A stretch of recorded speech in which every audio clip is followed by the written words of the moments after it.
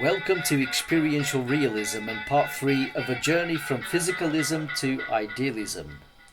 The physicalist Daniel Dennett used to say that a human being has a sense of free will as opposed to a rock which has no experience. The analogy for physicalists reinforces the illusory nature of free will, or indeed its non-existence. Regardless of our sense of autonomy, according to compatibilists and determinists, if we knew all the causal factors involved, our predictive power would grow to see uncertainty, along with the illusion of self-control, simultaneously dwindle.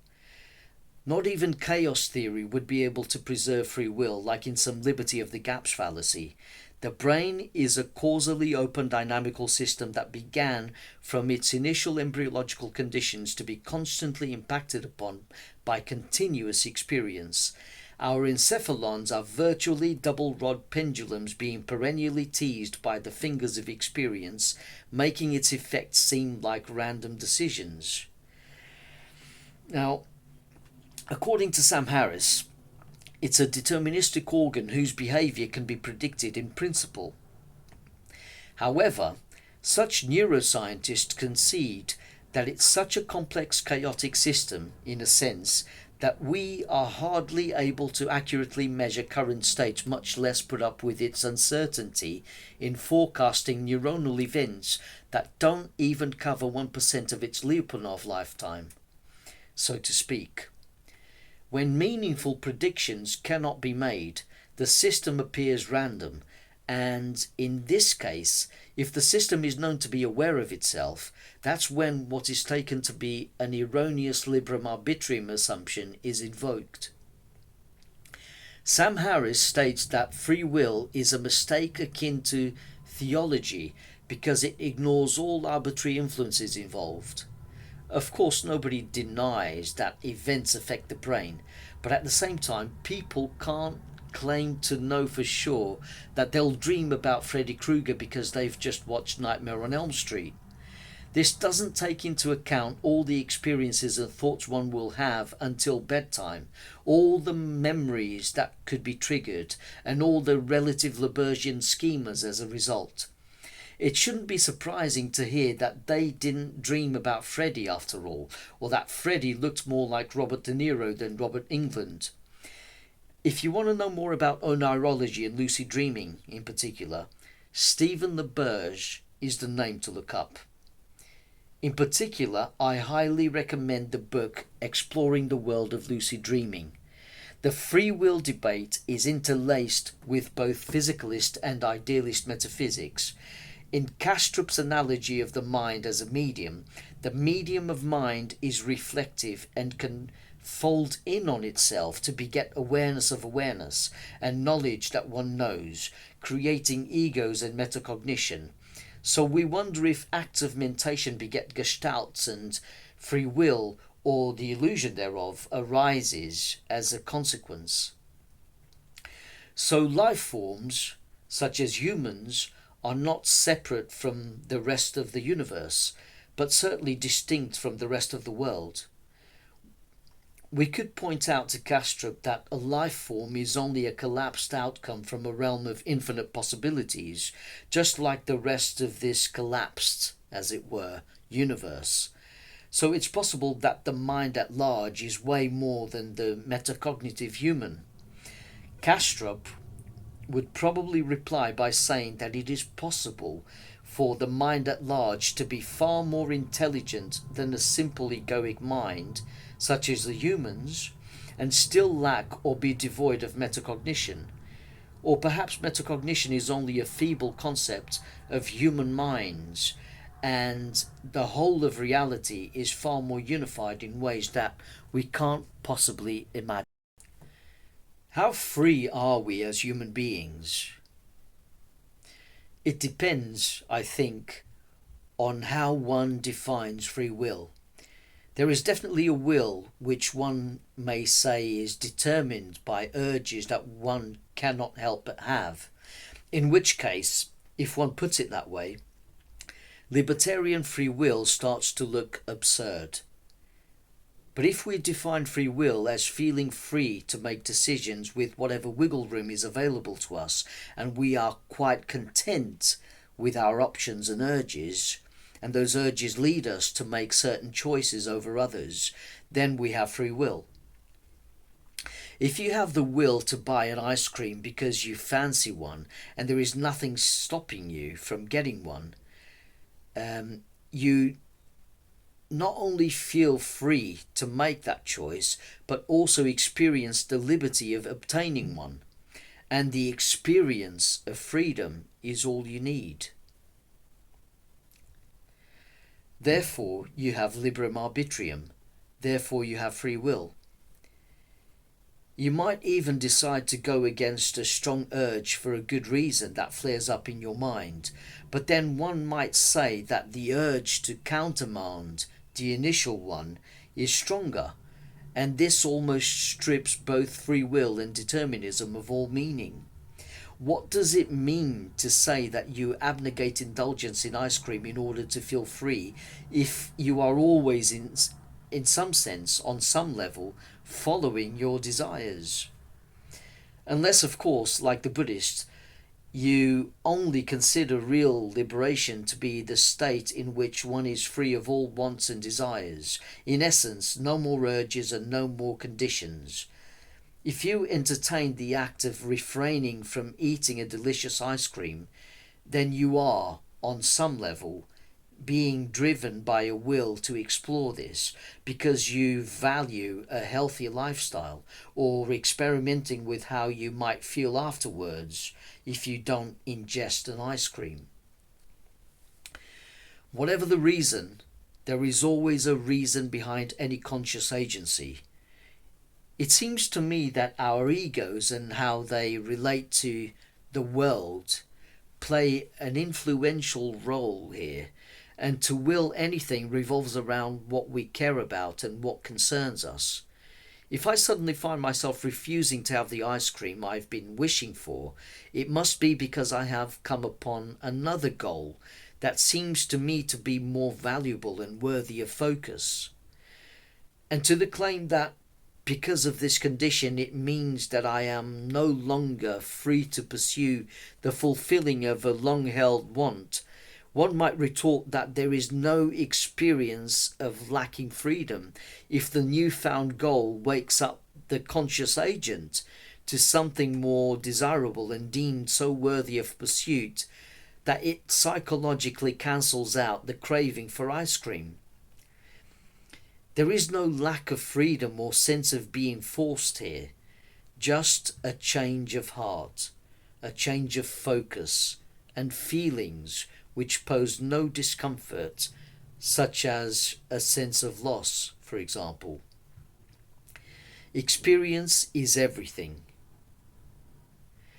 There is a surprising construct abstracted from the Wolfram physics project, which Stephen Wolfram himself named the Ruliad, and it's the intuited entangled limit of everything that is computationally possible in the universe. A concept such as the Ruliad is so complex that, in my estimation, it can both make sense out of free will but also render it meaningless, a kind of dialetheism where reality is an infinitely complex game of chess, as it were, with many consequences for conscious players or agents to consider. And if time isn't fundamental but rather something arising from source consciousness in an idealist ontology, then everything happens at the same time, or there is meta-time. And here I think we run into linguistic limitations. Maybe what humans call causality is just free manifestation, because there is a free will for whatever creative principle prior to all manifestations to do so. Perhaps from the perspective of human beings, it's inevitable to observe a universe that took billions of years to evolve. It's like we are denizens of a dream world that we observe manifesting in slow motion, and we theorize about how it all came to be using concepts like causality and determination or determinism in a bid to explain the mystery. But to the dreamer of that dream world, there is no causality, as the dream world just appeared as a free manifestation and in no time.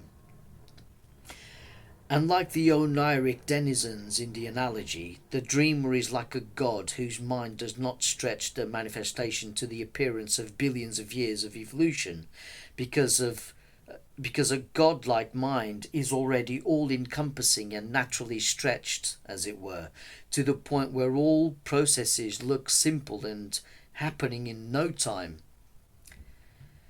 What I mean to say is that constricted perspectives, such as human beings, inevitably have huge gaps in knowledge, and time and space look inexorably infinite, so we perceive temporal causality.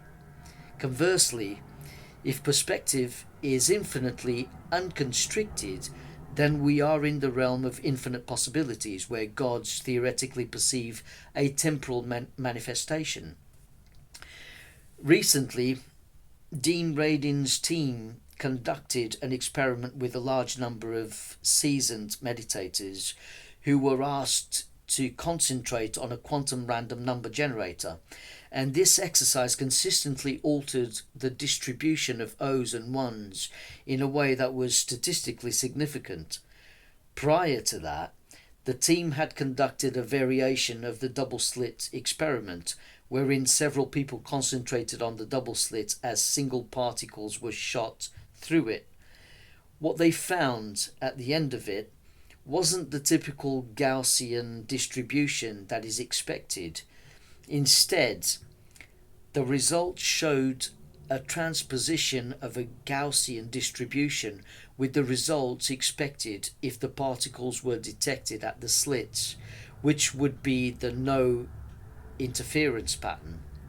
The results appear to indicate that mind has something to do with wave function collapse, which would vindicate the findings of John von Neumann. The Gaussian distribution, by the way, is simply the normal distribution of random variables, which is shaped like a symmetrical bell curve on a graph. It is also worth remembering that experience modulates the human brain. It's not that the brain changes just based on how it's impacted by light and sound in terms of photons and phonemes clashing with or arriving at neural networks. We must also take into account other dimensions of reality to also account for something like neuroplasticity.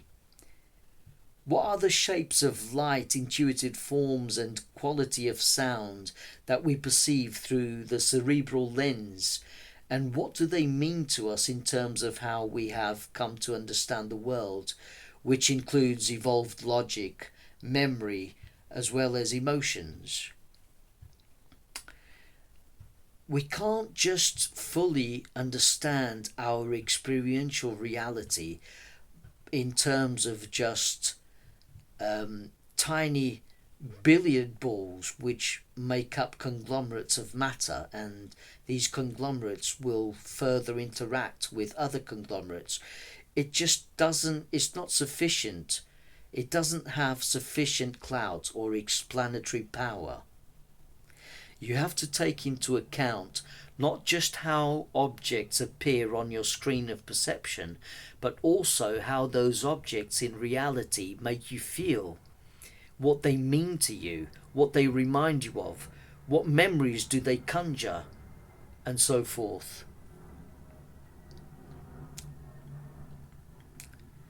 A greater picture that will help us to better comprehend nature lies not in the notion that reality is made up solely of particles that affect larger and somehow animated structures like billiard balls hitting other conglomerates of billiard balls, but rather it lies in the view that what is perceived is merely an appearance indicative of a far more complex and profound existence of unfathomable interconnectivity, at the heart of which lies consciousness.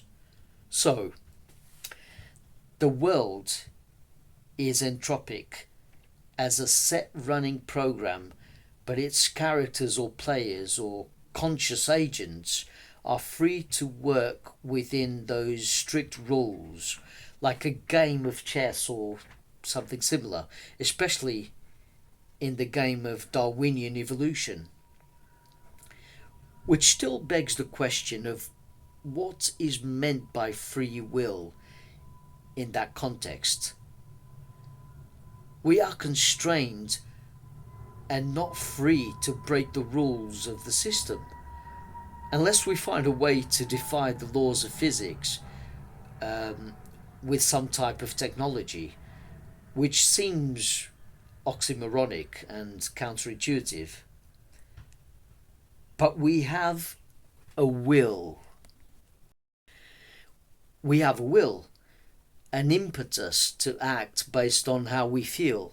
Again, not free unless we feel free, which is also a feature of conscious awareness. It's like saying if you play chess, you must follow the rules, but you are free to make any move you want within those rules. If you want to win, then you know what you must try to do. I've also been delving into absolute idealism, which is very congruous with phenomena like savant syndrome. Absolute idealism would say that logic and reason are immanent from the source, as opposed to qualities that are arrived at or stumbled upon. This view is also congruent with Platonic realism, where this reality is only a shadow of a more complete one. So, metacognition isn't necessarily something that the mind of nature discovers through us, but rather it is already an inherent capacity that finds expression in humans. And the same goes for states of confusion and autopilot. Mind at large already knows that the awareness of awareness, or sapiens sapiens, is possible. This is where my philosophy also differs slightly from Bernardo Kastrup's within that,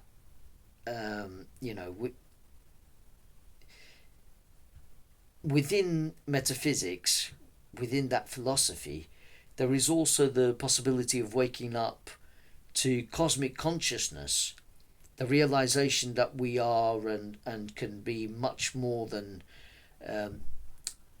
what we currently think or feel we are. And the realization of cosmic consciousness is also something which is possible in analytic idealism, but it's something more emphasized, I feel, in absolute idealism. And the realization of cosmic consciousness is the original Christian mythos, and it's embedded in the narrative of waking up by the Buddha, where what we perceive and currently perceive ourselves to be are nothing but fictions that the mind identifies and believes them to be true. Like physicalism being the truth in some minds, and some flawed or incomplete version of idealism or panpsychism taken to be right, when it doesn't necessarily tally with reality all the way and can only take you so far. And this could also be the case about my current worldview, and this is where I'm humble. But you can always bet on some kind of idealism than the untenability of physicalism, because idealism Just using simple logic alone, simple epistemology, is already more compelling and more tenable than physicalism or materialism. You are certainly safer with the likes of Bernardo Kastrup, Donald Hoffman, and Federico Fagin.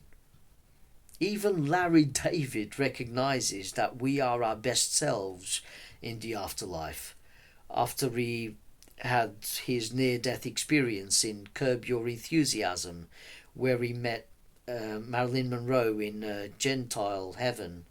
Of course, the comedy part is that Larry's best self had a head full of hair, which is why he woke up in the hospital disappointed to find that he was still bald. And unlike most people, the NDE didn't change him, as he continued to be his hilariously neurotic and antagonistic self. So, in absolute idealism, in order to know the world, there must be some identification with it. And reason and logic are not solely discoverable through human evolution in any sense, which is beyond a universal mind lacking metacognition. They are immanent and find expression in finite beings, and this includes metacognition, which is also an immanent possibility finding expression in humans. So in this respect, I gravitate more towards absolute idealism than analytic idealism, because I think that potential, that infinite potential, is already there, inherent in nature, the potential for metacognition. And this metacognition finds expression through finite beings, but this metacognition already comes from somewhere in a perfect form. And perhaps I'm biased by Platonic realism in some sense, but to me it just makes more sense, especially when we come across the superposition of quantum states in nature, from which a classical outcome is derived, from which a finite version of existence is collapsed, as it were.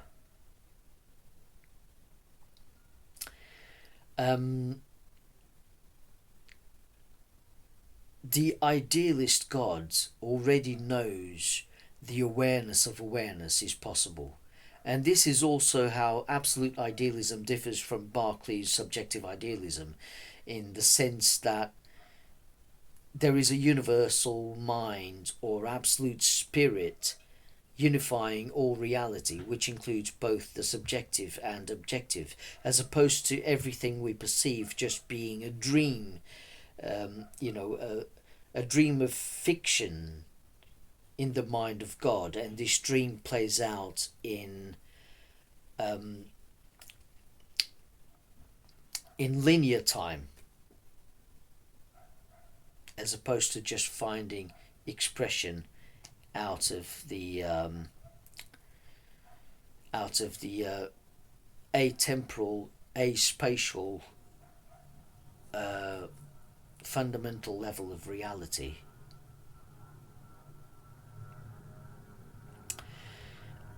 So, unlike Kant's transcendental idealism, George Hegel's contention was that being can only be understood as an all-inclusive whole, hence thus absolute. And unlike Immanuel Kant, reason is fully immanent in Hegel's philosophy, and not an emergent category existing only in specific subjects such as humans. I don't think as human beings we could truly imagine what mind at large must be like. It's a bit like that joke where God explains to a man that billions of years to him uh, are like seconds, and then the man says to God, "Well, God, uh, what about billions of dollars? What's that like to you?" And God says, "Well, it's just like a penny." And then the guy says, "Oh God, could I have a penny?" And God says, "Wait a minute," which is like saying you have to wait for billions of years. Um,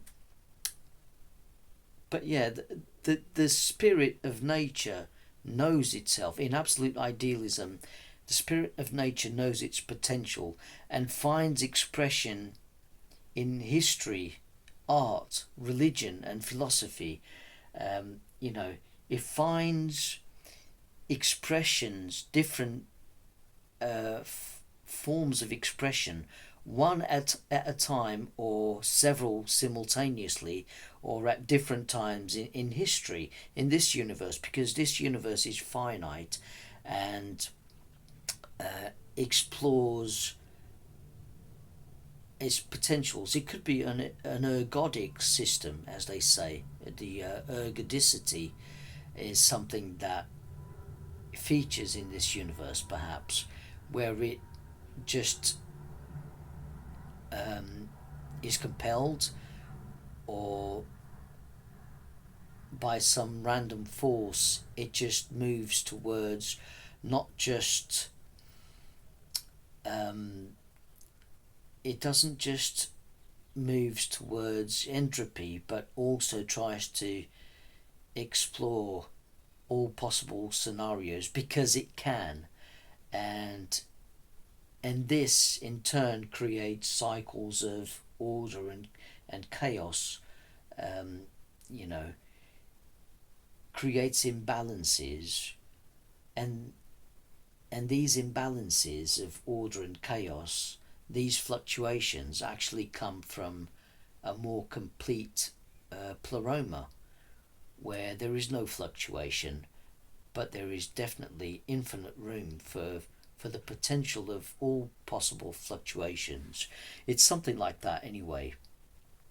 So the spirit of nature knows itself and, you know, finds expression in history, art, religion, philosophy, and knows itself in its truth, according to Hegel, who contested that the world is not separate from self, and whose philosophy secured the union and meaningful access between us and the world, something that was lost within the advent of Kant's transcendental outlook, where the thing in itself, or noumenon, was ultimately inaccessible. We reside in a dynamical system of which certain patterns of excitation can certainly affect human consciousness in the way that it relates to events in the mind at large, apparently mnemonically severing some connections to the information of certain events which have come to pass in ostensible linear time from the anthropic perspective, and this is probably how types of dissociation are created with the passage of time and the manifestation of different appearances in reality, different fluctuations, and if there is distinction, if there is difference within the whole, then voila, you create natural dissociations and you start to create Markov blankets, and you know, and individuals and individual conscious agents within the one, which is infinite or divine consciousness, as they call it in some circles. If we take NDE reports seriously, it appears that consciousness, like the electron, can expand at death, as though It has the same de Broglie wave that extends throughout the universe by virtue of being an irreducible fundamental. The most promising realization which unites us all is that at the level of pure awareness, we are all the same. We are consciousness. Yes, our bodies are made of chemicals, but I don't think that reminds people that we are all made of stardust. And even this way of putting it is insufficient to bring us all closer together. Pedantry amongst foes will quickly point out genetic differences or that we are distinct in that way, that we are neurally hardwired. But if you simply tell them that we can all be aware of pleasure and pain and that we are capable of those modes of perception despite our differences in how we're neurally hardwired, if we all have the capacity for pleasure and pain, that's something that we have in common, and most of us share a survival instinct. If we remind ourselves that we have sentience in common and that consciousness is one phenomenon, or a single noumenon, as Arthur Schopenhauer would have put it, then that is bound to carry more clout, and it's certainly something that we can all relate to. Saying that we are all made of chemicals isn't as profound. A little stone is also made of chemicals, and knowing that won't stop me from kicking it when I'm cross, when I'm really upset about something that's just happened. I know it's not the stone's fault, and the stone doesn't have emotions like I do, as far as I'm aware, but I still kick it. It doesn't stop me from kicking the stone, even though I've always taken a stone to be an inanimate object all my life. By just saying it's all chemicals without further elaboration, one fails to make important distinctions about reality. The same goes for metaphysical models such as constitutive panpsychism and physicalism that make the error of confounding assemblage for growth. A car is made up of different parts. It is assembled. Humans, as life forms, result from the complexification of a single zygote that copies itself for itself over and over again, and each copy contains genetic information that encodes the whole organism. Unlike parts of something mechanical like a vehicle, the cells express fractality. It also comes down to what has more meaning to people, hence why people say it means a lot to me about events that matter to them. Events have significance to human beings, and their interpretations of events, wrong or right, play a role in what they mean. It's all about mental life because everything happens in your mind. Your mind is all you know. Even nihilists can't escape meaning because there is always something that will motivate them to act. For events means something relative to who they are and their circumstances in the world. What's the meaning of their world? The meaning of their world is that the world is intrinsically meaningless, and they can derive their own meaning as they please, even though they don't realize it or they're perfectly aware of it. But yeah, they still derive meaning all the time, including their own nihilistic philosophy.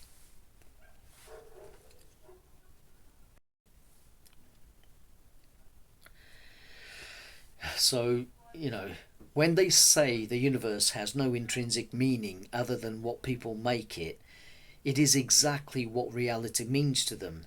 It's another type of meaning, and that becomes their world.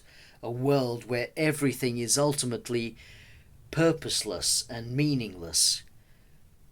Because the meaning is that it doesn't mean anything to them. But to say that the universe is entirely meaningless is, in the least, a demonstrably hyperbolic statement. You know, if you deny that even you don't derive any sort of meaning, that your meaning is meaningless, it just makes no sense. It's a tautology, it's an oxymoron even. Firstly, meaningless to whom? Secondly, it makes different things. It means different things to a multitude of sentient beings, which are products of the cosmos. So, if there is meaning conveyed in this world through myriad life forms, reality is not devoid of meaning. To claim so is to negate the existence of the mind, which contradicts a brute fact of reality. Now, in the last part of this philosophical venture, I promised to talk about Donald Hoffman's findings and conscious realism in particular, and what appears to be a geometry based on numbers beyond the Planck scale. But perhaps deeper than that is a fundamentality beyond the mathematics that we can conceive as human beings. Something truly ineffable that transcends space and time, that transcends space-time constructs. These constructs can only exist in consciousness. As Hoffman explains, everything comes from the one consciousness which forms conscious agents and their headsets, so to speak. And these headsets stem from geometries such as the amplituhedron, which I've spoken about before, which contains decorated permutations and Markovian dynamics that map onto physical features in a quantum unified field. It's technical and scientific jargon that seems to lend credit to Neoplatonism. In Hoffman's theoretical model, we are talking about mathematical relationships that were discovered and describe features in quantum field theory such as mass, spin, and momentum.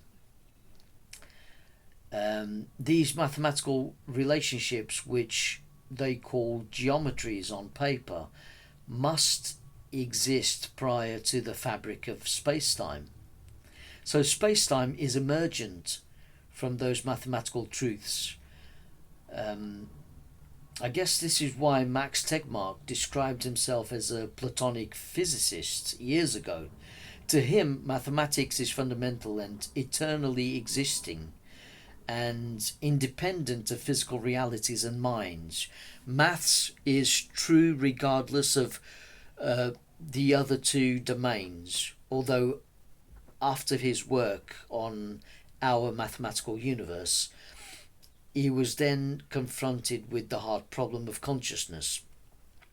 Tegmark is of the opinion that although we invented the language of mathematics and came up with the symbols for numbers and calculations, mathematics itself was discovered as something that is more fundamental. But after the publication of his book, he realized he had left something out: consciousness. Now, you need consciousness for mathematics, really. As Federico Fagin has told us, it took years for him to realize it's consciousness that creates mathematics. Hence why you can't really create a mathematical model that explains consciousness, because maths is derived from consciousness. Anyway, Max Tegmark couldn't see how consciousness fits in. Was it the ingredient, so to speak, that breathed fire into the equations. So that's what he thought. He came that close. So unsurprisingly, he decided to focus on consciousness as his next project, which to him is a big mystery. He may have to consult Sir Roger Penrose and Stuart Hameroff in order to catch up with the tests exploring the dynamics of reality apropos of how quantum states relate to neural structures to mediate mental activity. He may also have to familiarise himself with Giulio Tononi and his integrated information theory of consciousness. So Tegmark needs to do this before he can get to grips with what Donald Hoffman means when he proclaims that space-time is doomed. Underpinning the reality we are accustomed to, there is a realm of strange geometries beyond the 10 to the minus 33 centimeters space-time threshold, whose symmetries are revealed by experiments at the Large Hadron Collider.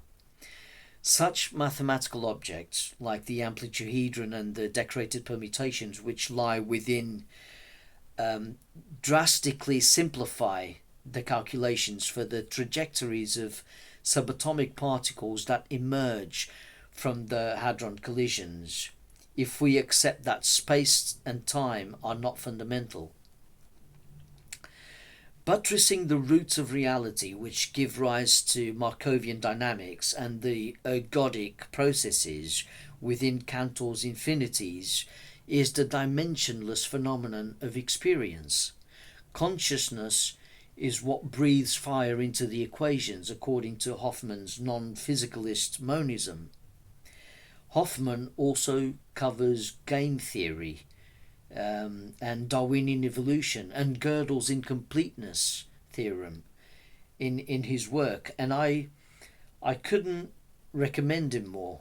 To me, Hoffman is now far more interesting and packing more explanatory power than Tegmark. And I used to love Tegmark as a physicalist, but now I've moved on. And I've learned a lot from all of them, but now I think idealism is beginning to make sense out of all these models in science. You know, within Hoffman's work, you go from conscious agents to the illusory reality we see. And this reality is as it were, the squaring of the circle for me. It's progress made since Richard Feynman's diagrams. I've read QED, The Strange Theory of Light and Matter by Feynman, and although he talks about his diagrams, he also points out that certain equations provide shortcuts to solving problems with quantum electrodynamics, and nobody knows why. But you can be sure to rely on mathematics. You know, nobody needs to fully comprehend it, but you can rely on those equations to make predictions and to work out reliable results. As soon as I read a recent article about the progress from Feynman's diagrams to surfaceology, I remembered what I'd read in Feynman's book. I'm pretty sure he was aware of other possible shortcuts, just as Isaac Newton was somewhat aware of the breakthroughs that others would be making after him, such as Joseph Louis Lagrange. The article also acknowledges that the amplituhedron doesn't account for everything about our reality in the following excerpt, and I quote, "A major development came in 2013 when Arkani Ahmed and Jaroslaw Trunka, his student at the time, discovered a jewel-like geometric object that forecasts the outcomes of certain particle interactions. They called the object the amplituhedron. However, the object didn't apply to the particles of the real world, so Arkani Ahmed and his colleagues sought more such objects that would. Now, Figueiredo's conspiracy is another manifestation of abstract geometric structure that seems to underlie particle physics. Like the amplituhedron, the new geometrical method known as surfaceology streamlines quantum physics by sidestepping the traditional approach, which is to track the countless ways particles can move through space-time using Feynman diagrams. These depictions of particles' possible collisions and trajectories translate into complicated equations. With surfaceology, physicists can get the same result more directly. So surfaceology is brilliant. Unquote, by the way. It's an exponential compactification of information, and the method itself doesn't care about supersymmetry. An amplitude is simply the odds of a subatomic sequence of events taking place. So it's a representation, and a representation is part of a model, nothing more than that, and mustn't be mistaken for reality itself. As I said before, particles don't really exist in the way that we tend to think they do. They are more like ripples with their lifespans in the fabric of space-time. Ripples or energy perturbations that come in composites of many features, which we then label to help us conceptualize what we are dealing with. In unified field theory, it is more appropriate to speak of waves within fields in order to marry particle physics with Einstein's relativity. This is why Bohmian mechanics isn't so popular anymore. The curved shape, contours and volume of the amplituhedron encode the number and orientation of particles involved in an interaction and provide the amplitude for that occurrence. Its volume equals the sum of amplitudes of all the Feynman diagrams that depict all the other possibilities. But in surfaceology, the answer is calculated without reference to spatio-temporal dynamics. All that's required is particle momenta preceding and following interactions. But the article doesn't just talk about amplituhedra, as it's well aware that it's not applicable to everything. Arkani Ahmed and co. also identified the associahedron, which also gives scattering amplitudes beyond the supersymmetric business of the aforementioned geometric shape, for a simplified quantum theory addressing nuclear charges known as color, which are carried by gluons and quarks in the real world. And these different colors, so to speak, can unite to analogously create something like white. So it's a bit like what's going on here is what exists before the prism distorts the light into many colors. And you know, and the analogy using real colors, not just labels that physicists come up with. As the article points out, and I quote, "The particles of this theory also lack supersymmetric partners. The associahedron therefore represented a major step toward the real world, but the shape gave only partial answers, producing amplitudes for only the shortest sequences of subatomic events." Unquote. So, surfaceology is a much needed shortcut in physics to make predictions using those revealed geometries beyond the Planck scale. Everything you see around you with its objects and events is the result of amplitudes that create spatial temporal ripples. This breakthrough is analogous to the progress made from Newton to Lagrange, where the former thought that every possible classical trajectory needed to be worked out in order to make accurate predictions, and the latter demonstrated that all one needed to do is calculate the path of least resistance from A to B. There is also something to be said about biology in the context of metaphysics.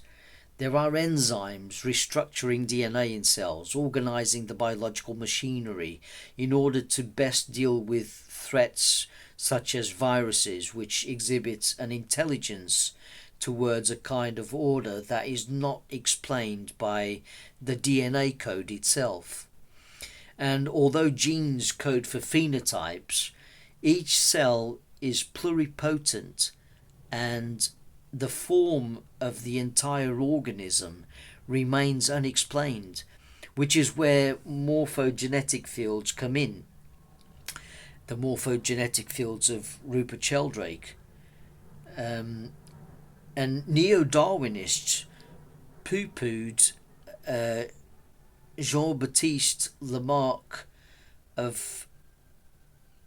for a long time, but there is also evidence of the inheritance of acquired traits during an organism's lifetime from one generation to the next. There was a scientist who demonstrated that with experiments involving salamanders, and when he presented it, the mainstream dismissed it, didn't even look into it at the time, because it seemed to back the already vilified Lamarckism. And today they still can't explain what happened in those experiments under neo-Darwinism. The scientist killed himself in the end because it wasn't taken seriously and perceived the scientific community to be dogmatic. What was his name? With the advent of epigenetics, they had to reinterpret his work, and he also advocated for Lamarckism. Paul Kammerer, Kammerer, I think I'm pronouncing it correctly, I don't know. Paul Kammerer. His work now needs reviewing, especially in light of experiments by the biologist Michael Levin and co. Kammerer had been accused of fraud after his presentation at the time in the early part of the 20th century, but a new study has shown how recent advances in molecular epigenetics and re-examination of his descriptions suggests the experiments were actually authentic. So it's really a case where science suffers with politics. Politics infects all areas of life, really. So this new study suggests that the experiments were actually authentic. The alleged scientific fraud by Paul Kammerer is probably the most controversial mystery in the history of biology. He was a famous evolutionary scientist at the time, and he was once hailed as a new Darwin by the New York Times. His experiments provided evidence that environmental life experiences could have a direct inheritable effects on progeny, which is what Lamarck claimed to be the case before him. And even Darwin thought that too. Maybe the Nazis framed him as he was Jewish. I don't know. There are many conspiracy theories surrounding him, but I find that quite plausible, because it was around World War II, I think, or prior to that, World War One. So I'm also reminded of cuckoos raised by other species, never raised by or knowing their true parents, and how they instinctively know where to go to meet the older generation once they are mature enough to migrate. And then I think of morphogenetic fields and morphic resonance, how creatures may tap into this pool of useful information which isn't necessarily inherent in their genes. DNA structures cannot give you instructions on where to go. So hypothetically speaking, the birds feel something which is interwoven with their being and extends beyond them. A feeling which may not be like stomach churning or a sense of dread, but there is a call to action and a kind of felt sense of orientation.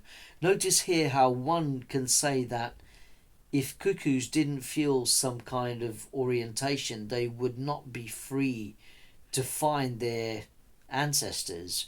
It's like freedom is tied to experience itself, even in animals.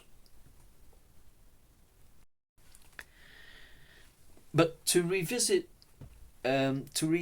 free will one more time, there is a sense in which they could still feel free in the absence of orientation or knowledge. In this case, knowledge of relatives beyond the non-relatives that reared them. Maybe to,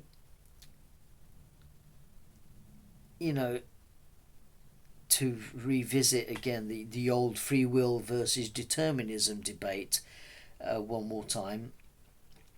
The apparent paradox can be resolved if we conceptualize the dichotomy to be the result of looking at the same thing in two different ways. Randomness is certainly not free will, because if I were to speak gibberish for the rest of my life in an attempt to be random and thereby trying to prove free will, I would soon find that I would not be able to have a productive life and feel extremely constricted in social contexts. Linguistic habits, patterns of thinking, emotions, urges, and conforming to social rules, etiquette, which inform me how to orientate myself in this life and determine my appropriate behaviours, all pointing to determinism, or determination I should say, are conditions from which I derive a sense of freedom. As funny as that sounds, it's ironic. These are the conditions from which we derive a real sense of freedom. The bottom line, I don't want to be random because I have wants, desires and goals. Why do I have them? I don't know, but that's what I work with. Just because I may not be the author of my urges, because I can't help being who or what I am, doesn't mean I don't feel free. I have a will. It might not be ultimately free, but that's enough. I feel free enough. So free will, in spite of the ostensible determinism, is true enough. Perhaps the nature of truth should also be called into question. After all, even fiction has to be relatable, and it often does this by conveying certain truths about our reality that we agree upon in terms of interaction, in terms of morality and overall meaning.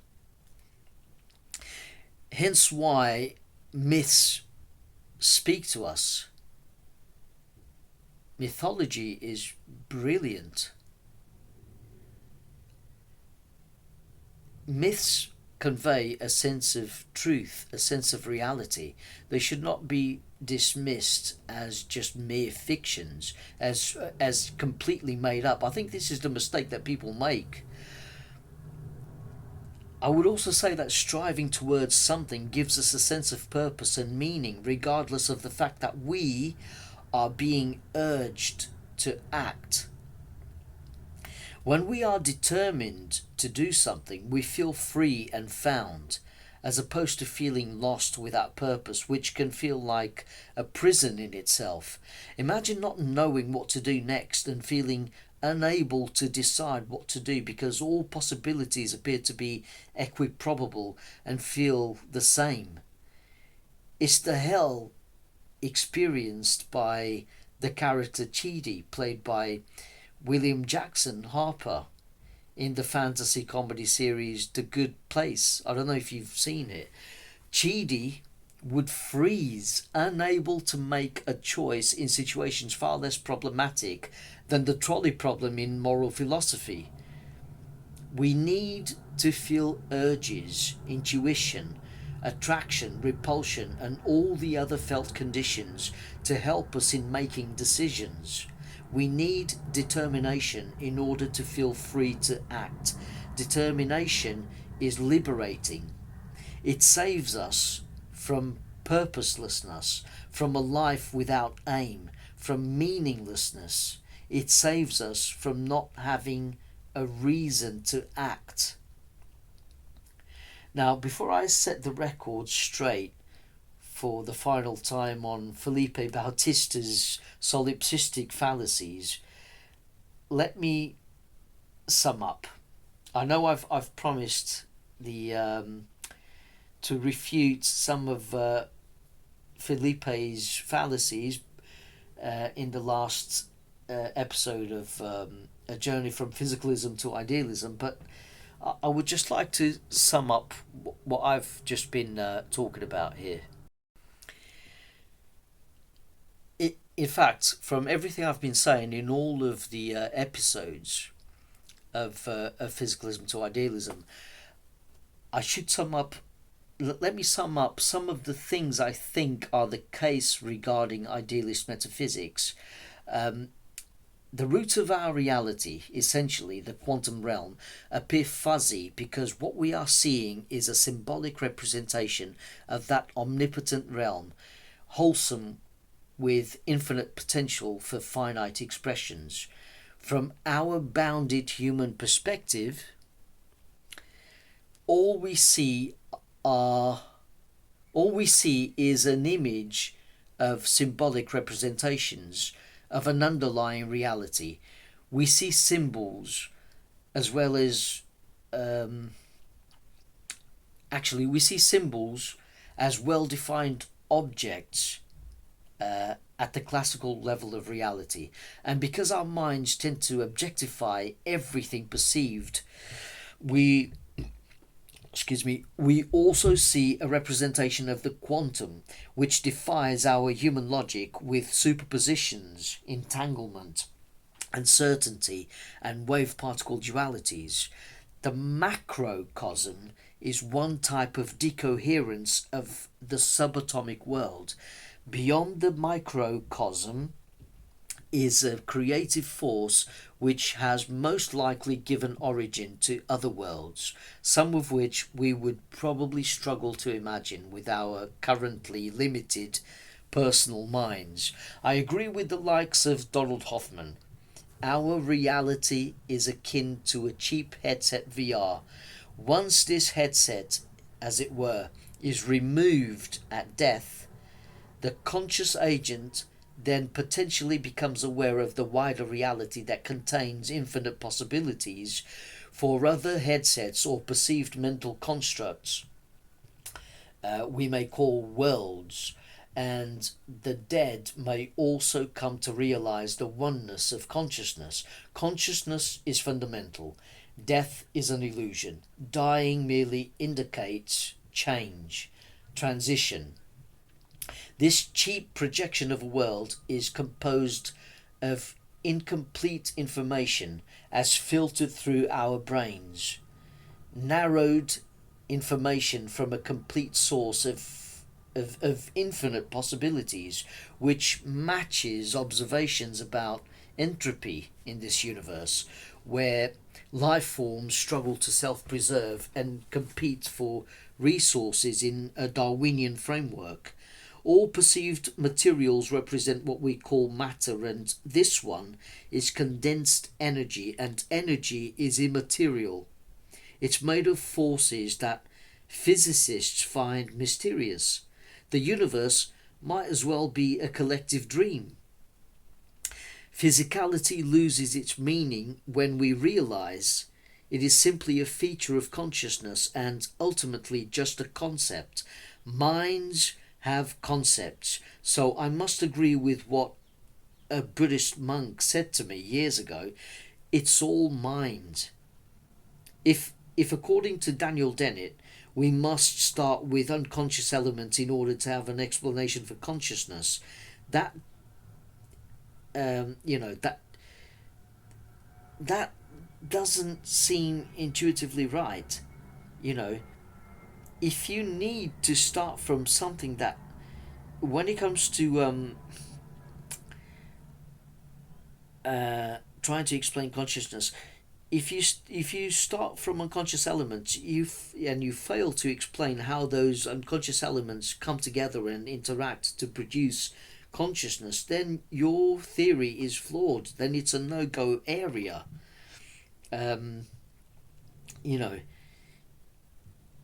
If you need unconsciousness first in order to, and you refuse to see consciousness as a fundamental, if you have a problem with fundamentality, then you're invoking the infinite regress fallacy. And if you need unconscious elements in order to have an explanation of consciousness that describes its birth, then we must also, if you're going to insist upon that you need some kind of explanation to that describes but doesn't intuitively solve the problem, but describes the birth of consciousness, because you just assume that has to be the case, and thereby unwittingly invoking some kind of miracle, like a genie coming out of a lamp, then we must say that by the same logic, in order to have a theory of a physical universe, we must start with some non-physical quality.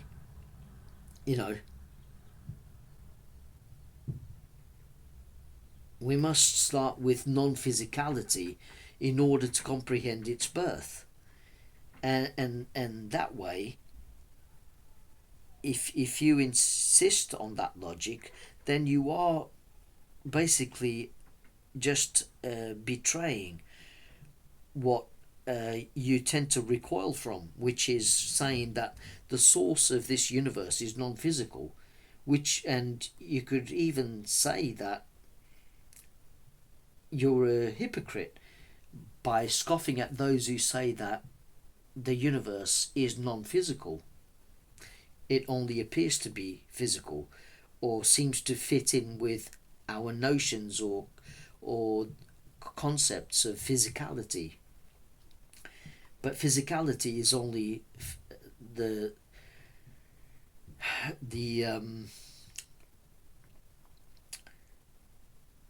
is only felt sensations in minds, nothing more.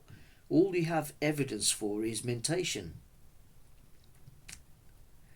So then it says that we must start with the opposite in order to explain the phenomenon we're trying to figure out. He has to concede that he must use the same logic for everything else, and he really shot himself in the foot. So Dennett's logic is really turned on its head.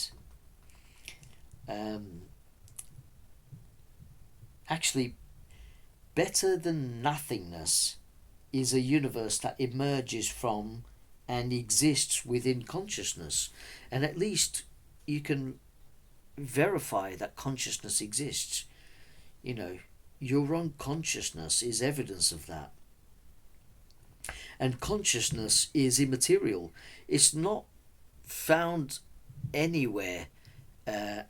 It's not represented by anything or measurable by anything, unless, of course, you take the contents of consciousness, the appearances of the world, the appearances that make up the world, to be manifestations of consciousness itself.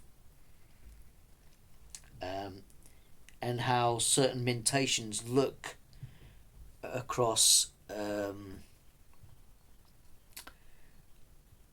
boundaries.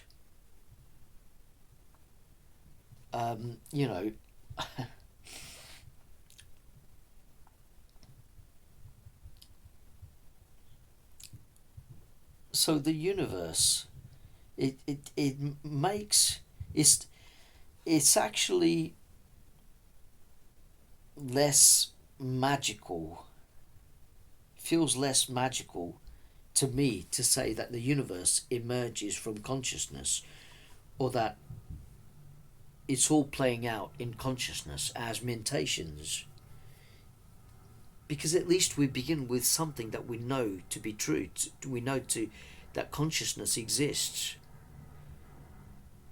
and but when it comes to physicalism, to say that consciousness can arise from unconscious matter, when we take those concepts at their face value,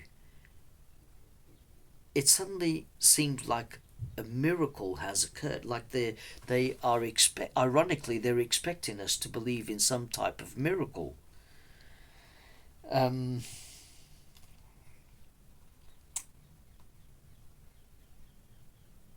Consciousness is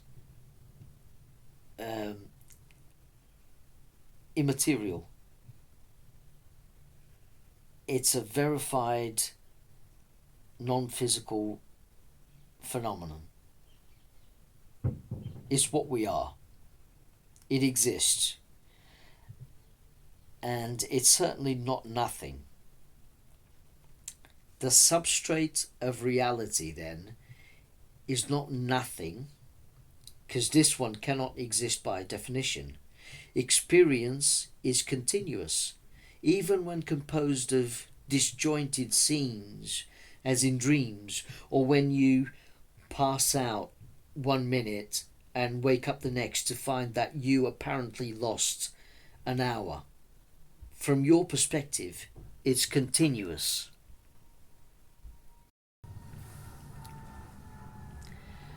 Even when you experience sleeping soundly and you feel that restful sensation, it's not nothing. It is an experience in consciousness. And if you think you never dream, you are wrong. We all dream, but some of us don't remember them. That can change by keeping a dream journal, just by initially recording the little that you remember in the morning. And even if it's just a couple of vague thoughts or impressions, you tell your subconscious mind that you are receptive for more oniric information. Gradually, you eventually remember more and more each night, until you are able to recall vivid dreams And if you are lucky, you may get to recall impactful lucid dreams, dreams in which you know that you are dreaming. The main point is that just because you don't remember something occurring at a particular time doesn't mean that you didn't experience it or that you were unconscious at the time. Memory interrelates with consciousness. You can never be in unconsciousness. It's not what you are. Even when people point out to you that you missed time and spatial events when they observed your unconscious body, consciousness, as the bedrock of reality, also gets rid of the infinite regress that some stubborn physicalists run into, and they refuse to accept the concept of an ontological and irreducible primitive. Consciousness doesn't require a secondary source apart from itself in order to sustain the very awareness quality that defines it. The Hindu monk Swami Sarvapriyananda used a light analogy to convey this truth, and I paraphrase: objects in the world require light in order to be seen. When we turn our bedroom light on, photons bounce off objects and hit the retinas in our eyes, allowing us to see them. But notice that light itself doesn't require another light source to shine on itself in order to be seen. It is its own light. Idealism avoids abstractions beyond knowledge. This is what was explained in the first part of A Journey. An abstraction beyond knowledge, which physicalism suffers from, is the one that says that a reality outside the mind, which is devoid of colour and sound, exists, and what you perceive is a richer and colourful copy or representation as generated by your brain.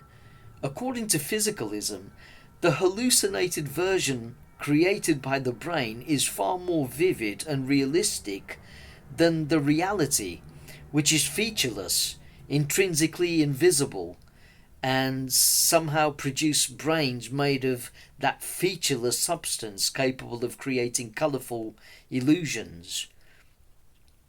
Physicalists expect you to doubt the colourful afterlife realms described by some of the world's religions, and yet hypocritically expect you to believe in a nondescript reality beyond mind, which somehow gives rise to your existence and your colourful inner world of qualia. That's physicalism, the implication of physicalism in a nutshell. Finally, correlation isn't necessarily causation, and because so many people still commit the cum hoc ergo propter hoc fallacy,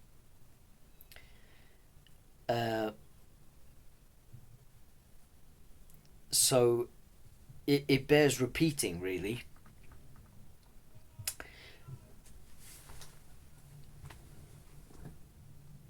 Because so many people commit the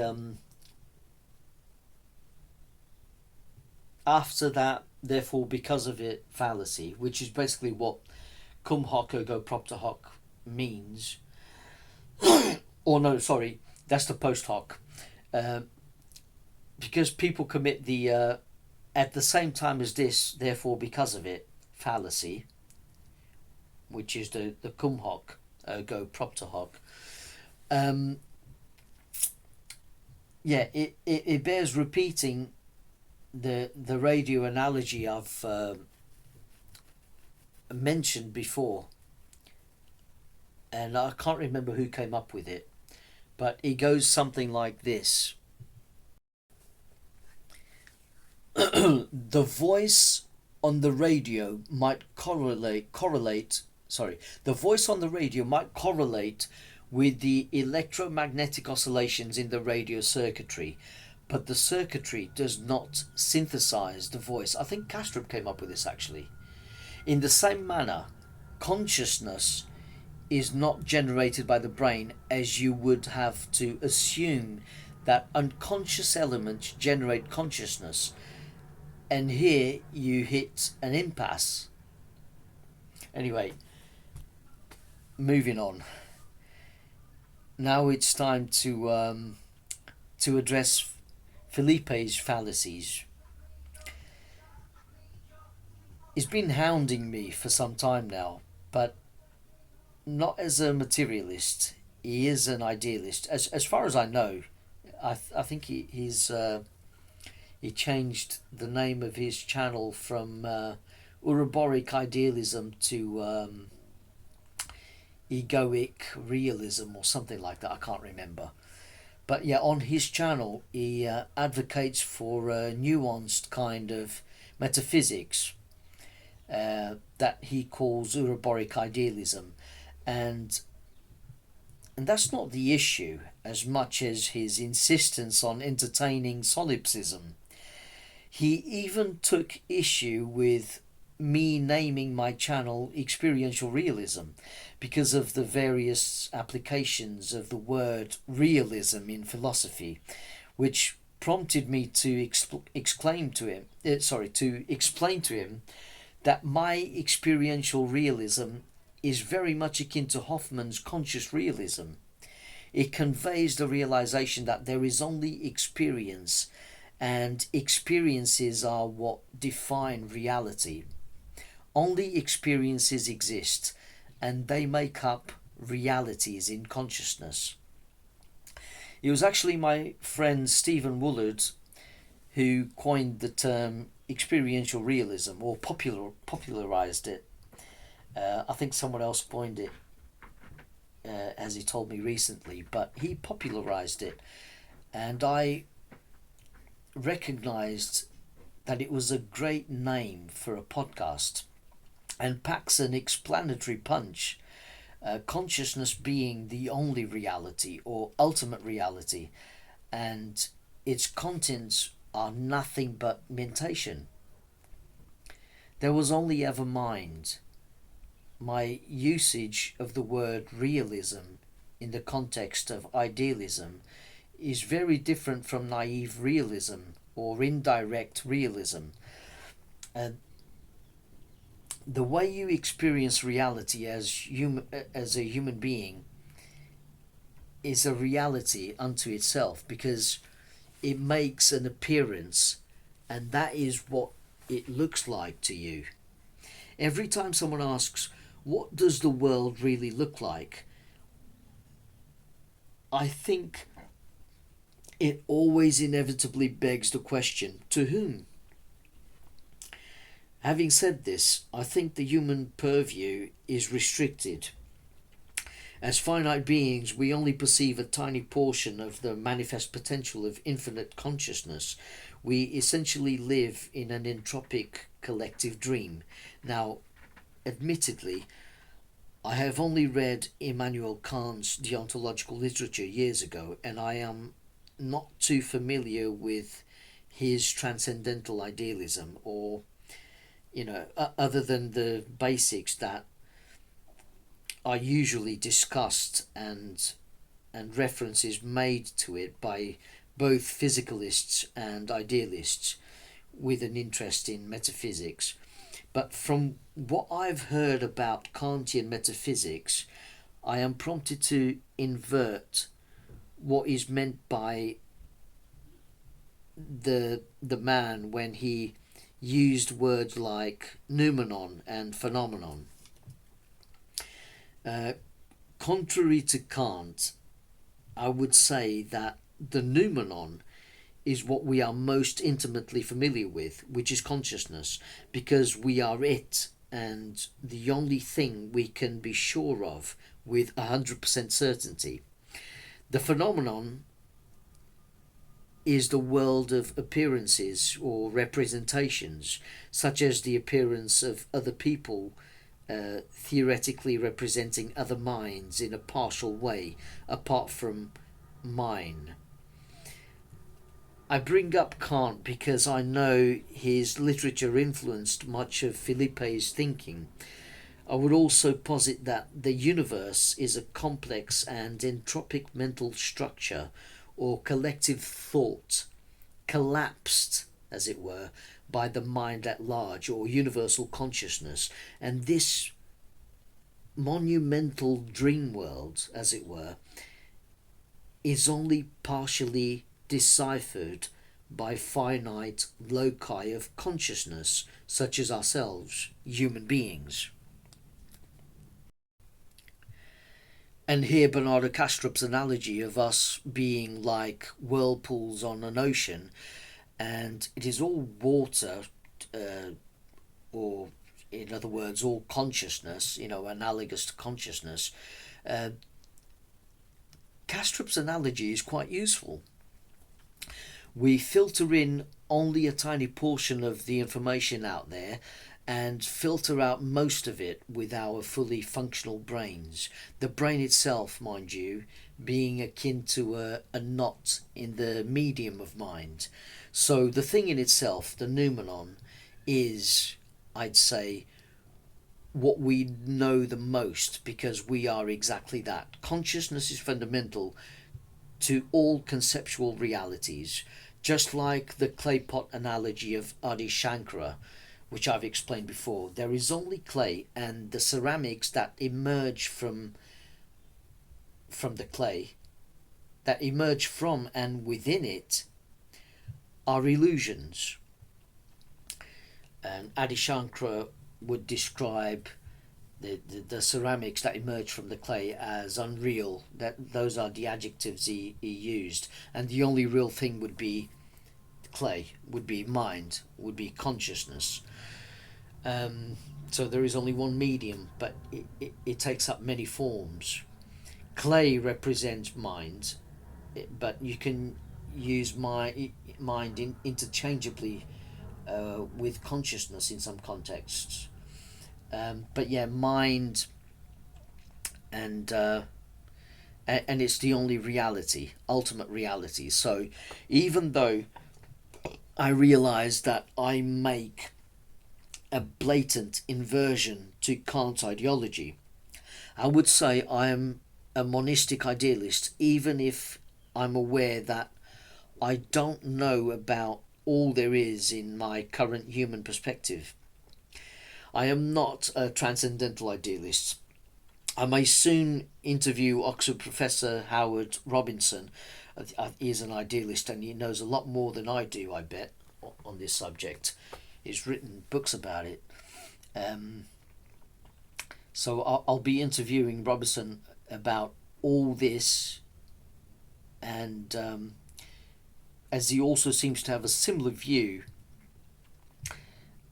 And he authored a book called Perception and Idealism fairly recently, and he has also covered the concept of dualism in his older book called Matter and Sense, where he provided an alternative version of Frank Jackson's knowledge argument, Mary's problem, the scientist who can't see colour because she lives in a black and white room, and she knows all there is to know about colour, all the science in terms of diagrams and mathematics and wavelengths and spectra. She knows all about it, and how it impacts the human brain. She knows she's a brilliant scientist. She knows all about light frequencies and what makes up the brain and neurons and how it all works.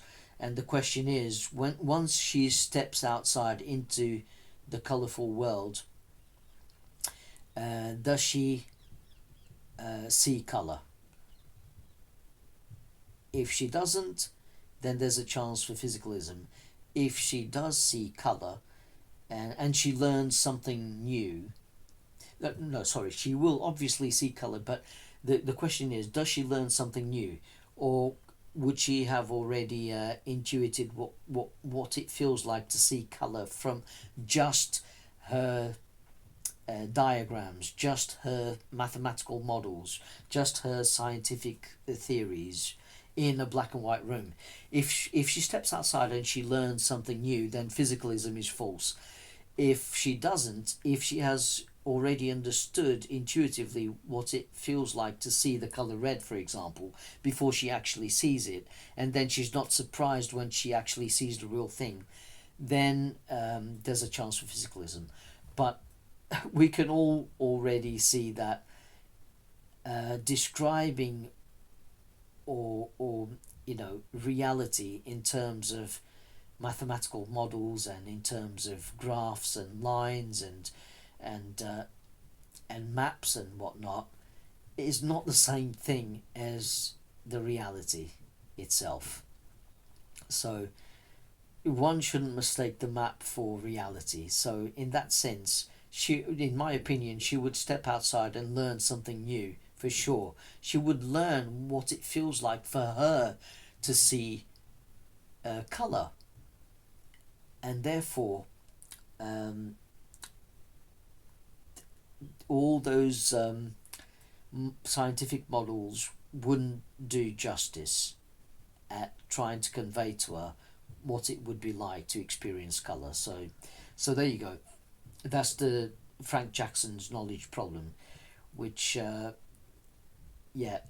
which Howard Robinson provides a different version for in his Matter and Sense. I really look forward to having a talk with Professor Howard Robinson. I think it would be a productive conversation, and it would get us more information about the types of realism and representationalism and phenomenalism in philosophy than an argument about solipsism between me and Felipe, that's for sure.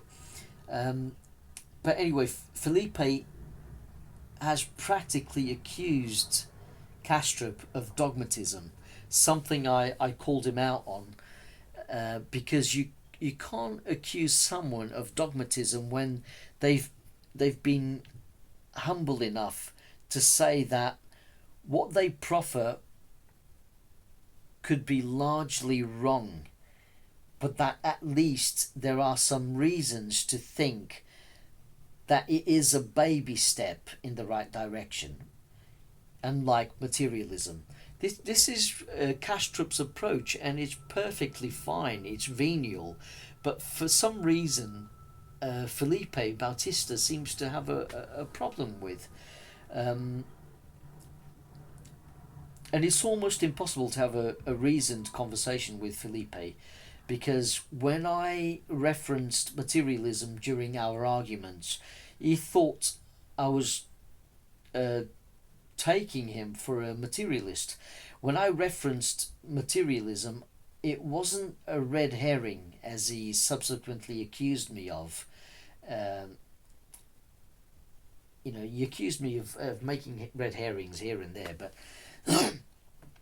it especially when the small leap of faith is something that Kastrup points out that analytic idealism shares with materialism in his book Why Materialism is Baloney, in comparison to show how one violates Occam's razor and the other one is more parsimonious.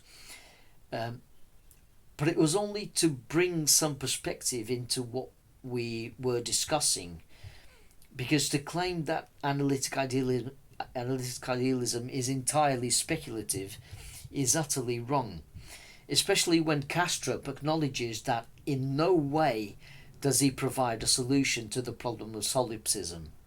Who is foolish enough to claim that they've got a solution to the unfalsifiable, right? So Felipe also fails to take into account that he is presenting his idealist case to many people, and it has to be done in a way that most people can intuitively relate to. If materialists can get away with circumventing solipsism without reason, but Kastrup's theory isn't even allowed to take off because of that very same obstacle, it wouldn't be fair, and we would be stuck with the same prevalent paradigm. We have already acknowledged that we must take some notions for granted as they seem intuitively right, and namely that being a solipsist has no utility in our world of appearances. If I entertained the notion that Felipe was just a figment of my imagination, I probably wouldn't even bother to reply to his posts on Facebook and YouTube. You can definitely lead a more meaningful life by not being a solipsist.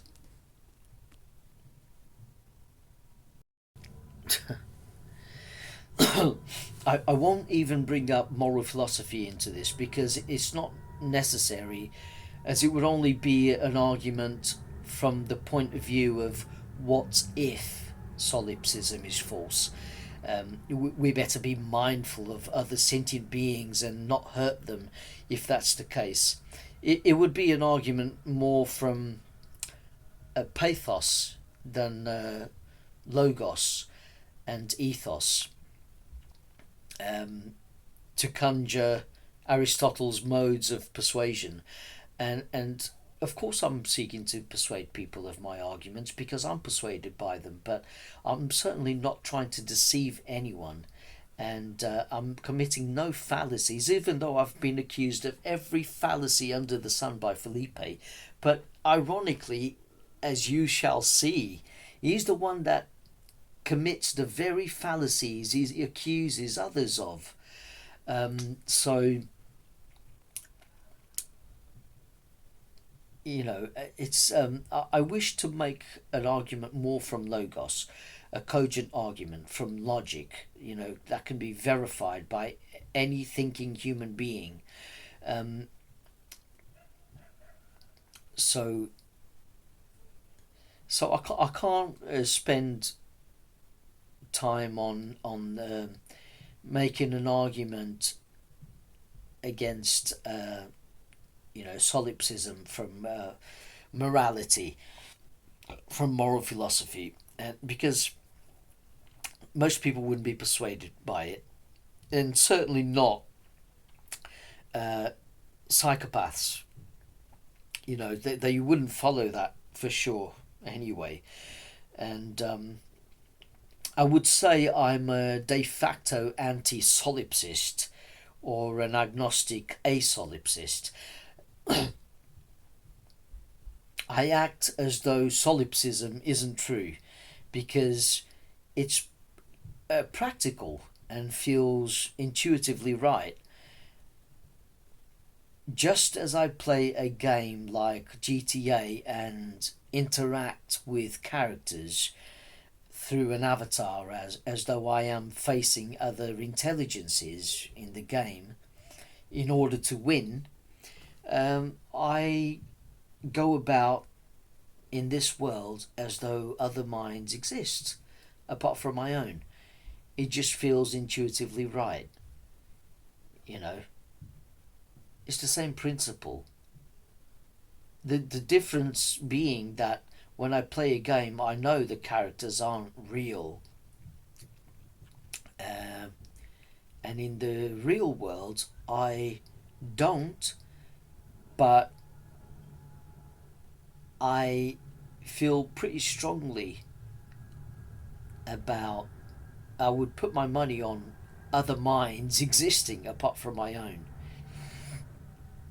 You know, because the consequences of real life are certainly stronger than those of a game. That's for sure. And but you need to pretend when you're playing a game in order to win. You have to pretend it's really happening. Otherwise, you don't get a sense of urgency, really. Um, so I know it's only a game, whereas in the real world, I don't know. Um, I don't know that only my mind exists, even if it's the only thing I have access to. Um, so you don't know either way, but you can have degrees of confidence, and I'll get to this in a moment. But yeah, once again, you can lead a more meaningful life by not being a solipsist. In a similar vein, I think Bernardo Kastrup is justified in writing books to an audience he believes to be sentient like him, who will read and understand his ideas. Otherwise, there is no point. This isn't asserting that solipsism is false, as he acknowledges that its circumvention is a leap of faith, from the outset. And it is the very same leap of faith that all of us make when we socially interact, including Felipe. And nobody is accusing Felipe of hypocrisy or disingenuity, or egregious speculation, nor dogmatism when he engages in philosophical debates with others or makes videos to disseminate information and gain likes on his Ouroboric Idealism channel, or Egoic Realism as it's called now. As I pointed out before, the best that anyone can do to circumvent solipsism is to invoke the theory of mind. The theory of mind, Felipe, which we have been developing for most of our lives since we are socialized as toddlers, largely on a subconscious level in order to interact with other people effectively. I think Felipe Bautista fails to acknowledge what a leap of faith means, a term which doesn't necessarily betray weakness if it's small and reasonable to make, as I'm sure he must agree with deep down. Otherwise, he wouldn't have engaged with me in the way that he did. His accusation in his comments that I was failing to acknowledge the difference between dogmatic and critical philosophy is simply false.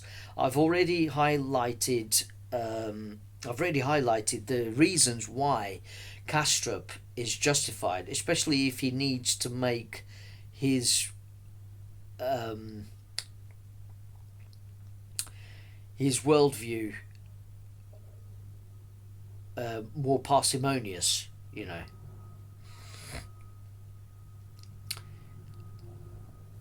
and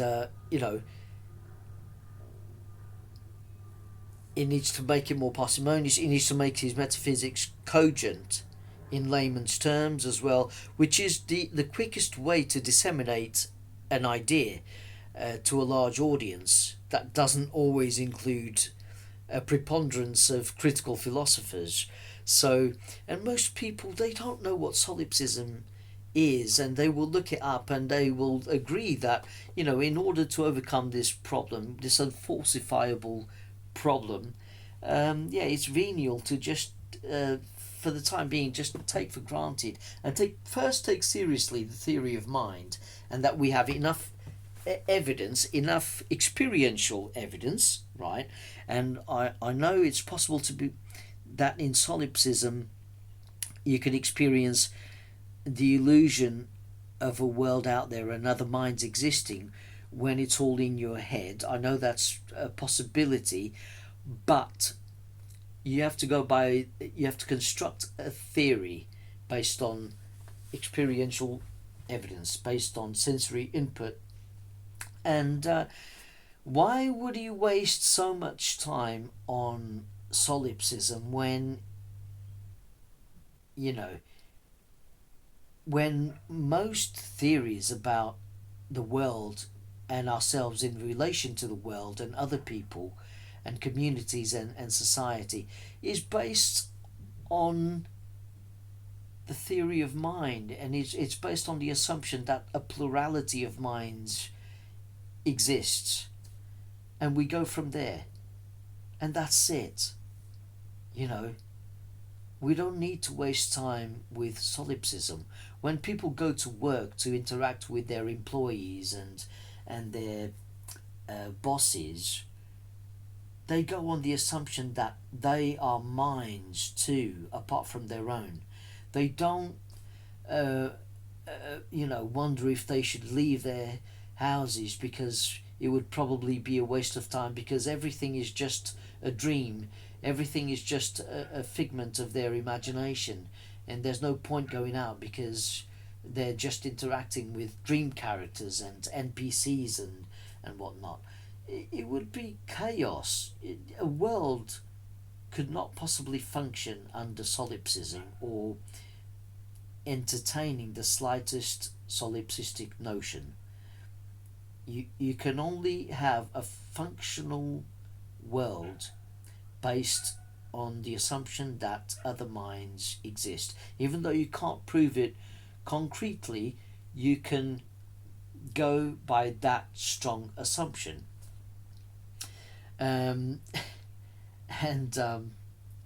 Yeah. So it's pardonable to see Kastrup making every attempt to make his theory parsimonious and cogent in layman's terms, because you have to. And at least his idealist metaphysics is far more compelling than physicalism, and doesn't suffer from Occam's razor, right? So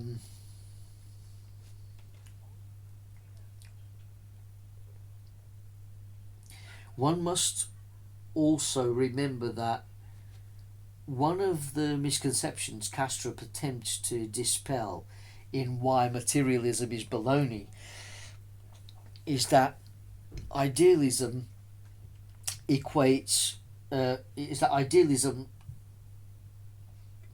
doesn't equate with solipsism. So, because a lot of people make this mistake, when you talk to them about idealism, and you say to them, "Oh, it's all mind," and then they suddenly think, "Oh, you're saying everything's a figment of your imagination," and they seem to mistake it with solipsism.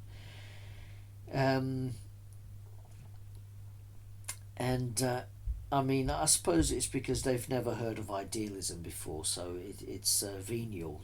They've never studied it before.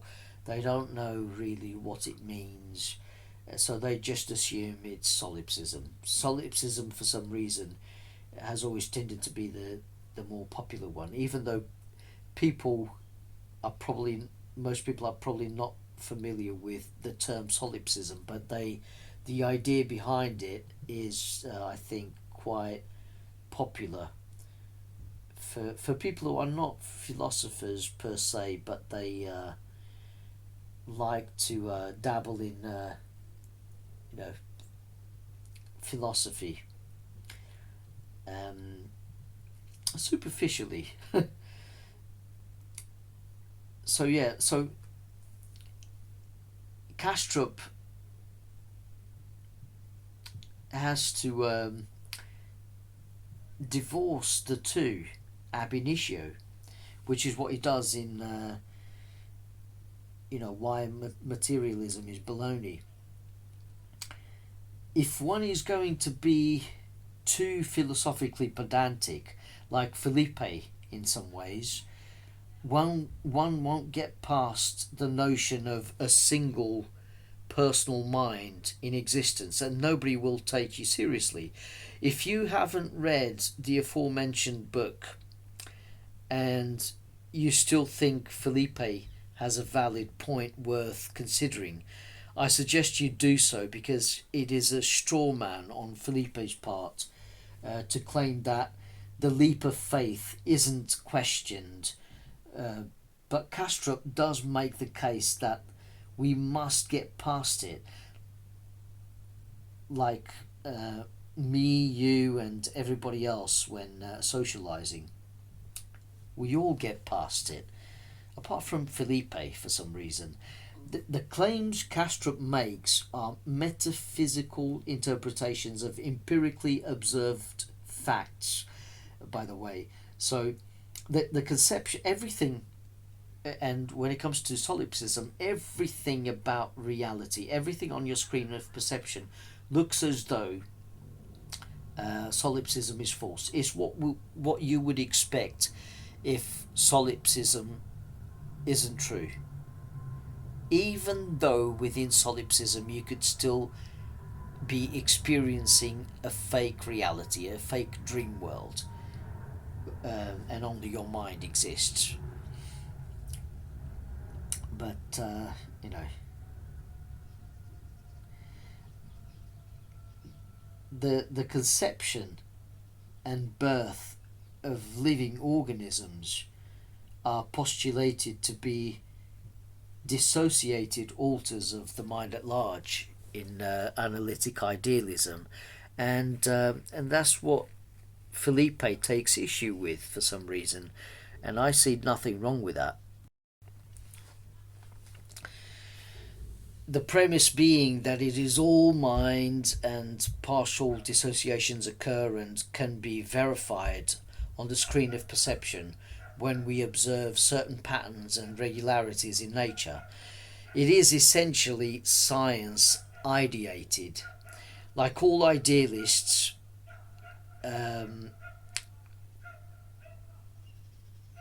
should make the premise really. And like all idealists should, he starts with what can be directly verified, in essence, conscious experience, and ventures some extrapolations to explain an ostensibly shared mentation which makes up the strong concept of a world around us. Felipe at this point claimed to be merely expressing skeptical doubt, to use his own words, but I would point out that skeptical doubt is a tautology because the very word skepticism means reasonable doubt, and his doubts about Kastrup's analytic idealism, where the circumvention of the unfalsifiable is concerned, are anything but that reasonable, you know. And what was I saying? Yeah, so his actually most of what he says isn't reasonable, really. Um, Kastrup doesn't claim in his humility that his analytic idealism cannot be reasonably doubted, but he does claim that it is a more parsimonious way of interpreting reality than materialism or physicalism, which happens to be the prevalent Weltanschauung for the psychosocial and historical reasons already mentioned. And he does, which I mentioned in the first and perhaps second part of a journey, and he does venially bypass or circumvent the insoluble problem of solipsism as much as he reasonably can, so as to not waste time with what is clearly unfalsifiable either way. Solipsism is a dead end. I guess my arguments with Felipe are part of the journey, and it is a significant one because for anyone who is thinking about delving into philosophy and metaphysics in particular, If you are passionate about making the case for what resonates with you, beware that disagreements and clashes are inevitable, and sometimes debates can turn really complex. Um, with Felipe, it turned circular in the end, and he just wouldn't let it go. Um, I think I'm a flipping saint, really, with the amount of time I devoted to reading his convoluted essays directed at me on Facebook in particular. And you can also see a bit of that in the commentary section of some of my YouTube videos now. I spent hours on the guy, so I feel like mentioning that interaction here is cathartic, because at times I felt like the whole thing was in vain. So this is what I took away from it. Something to share, even if it's to show how confused someone can get. And Felipe wasn't the only one I went back and forth with. There was also Mike Todd before him, who could also type the longest essays in the world, and he actually opposed idealism in defense of what he called psychophysicalism, which entailed a substrate labeled data logic that, in his worldview, ontologically precedes both mind and matter, a kind of trialism. I also want to spend more time practicing lucid dreaming and meditation, by the way. Um, so I don't want to spend too much time on these guys, but I feel like I should talk about them because they, unfortunately, or maybe fortunately, because it gets me to refine my arguments on these subjects. Unfortunately or fortunately, they've been part of my journey. Um, so yeah, uh, Mike Todd in particular, talk about being parsimonious. he he was espousing a kind of trialism, and arguing with that against monists like myself and others on Facebook. It's ridiculous, really. Why go for a trialism when you see this is the violation of Occam's razor? But yeah, the trialism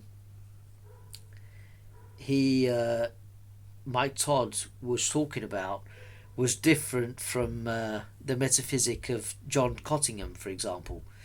Um, well, I think he believed in a kind of trialism, and made uh, a compelling case, as much as you can make a compelling case with uh, the assumption that three types of thing exist in reality as opposed to one. But there you go. Kastrup also thought that, before he became an idealist, Kastrup thought that supersymmetry had to be right because it was so beautiful and an elegant a theory, only to realize that it's false, even though it fits with many things and has a kind of elegance to it. It's like a beautiful composition, a musical composition. It turns out to be false in the end for obvious reasons, because of experiments that were done with um, quantum entanglement. So there you go. Uh, so yeah, on oh, the hours I frittered away with Mike Todd, it was unbelievable. But I think Felipe Bautista has exceeded all of that. Um, but yeah, I can't be doing that, as I have more important things devote my attention to, like my family and other projects besides discussing science, philosophy, and politics with people who turn out to be deeply confused in some cases or suffer from cognitive dissonance and the Dunning-Kruger effect. But yeah, like I said before, I want to spend more time with my family and work on my own projects and be my own manager, direct my own work, and also spend some time exploring altered states of consciousness, like I said before, meditation, lucid dreaming, and whatnot. Uh, yeah, conversations with those types are trifling compared to time spent with loved ones, especially. Um, if I'm gonna have an interesting conversation about philosophy that doesn't involve pretentious Latin terms, such as the fallacies that Felipe ended up accusing me of, which was him projecting, by the way, I'd rather talk to Matt Gray, who oversees the Chelsoft community and runs the Cheltenham and UK Philosophers podcast. Someone sounds, or someone on the same level of insanity as I am. No, I'm only joking. Yeah, what he's saying anyway. But someone on a normal wavelength and someone with a bit of class and also down to earth and humble, but also intelligent.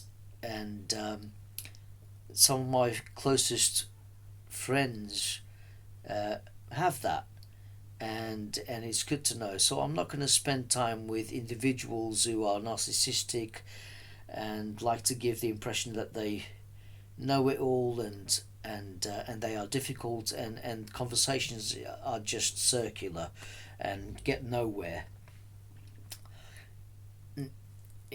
So Stephen Woolard, Matt Gray, now that is worth spending time on. And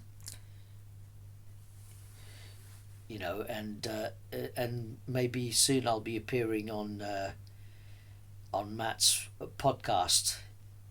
That's definitely worthwhile, and it's worth checking out. The topics Matt touches upon, and the brilliant minds he interviews are outstanding. Yes, Felipe, if you are listening, brilliant minds. Evidence of other minds apart from ours, and these minds put ours to shame, including Bernardo Kastrup. So, who are you kidding, Felipe? So, why would I waste time with someone who insists on playing the same tune and then accuses me of fallacies and mistakes I haven't even committed, veiled ad hominems and deliberate or careless misrepresentations, even?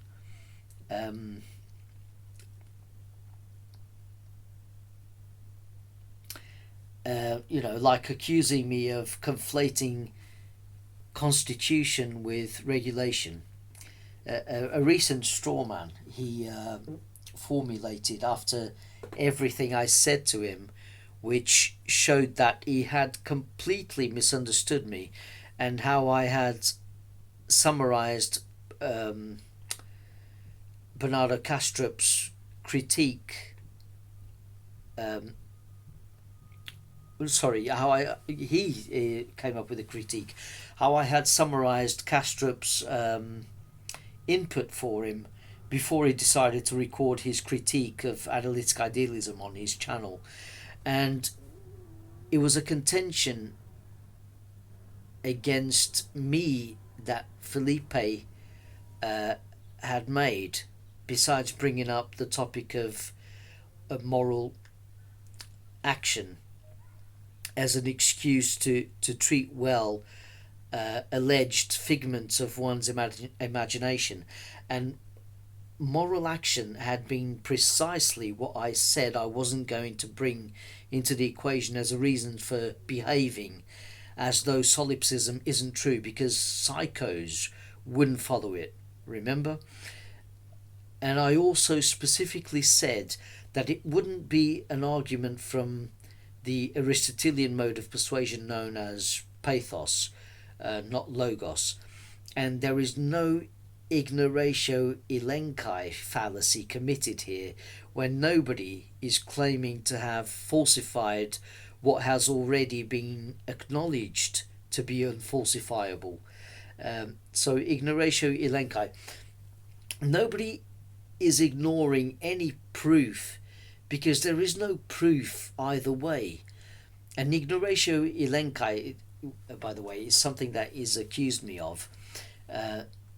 Those of you who are not familiar with what Felipe accused me of doing, not familiar with the Latin, is a fallacy where you apparently refute an opponent by disproving something that was never asserted.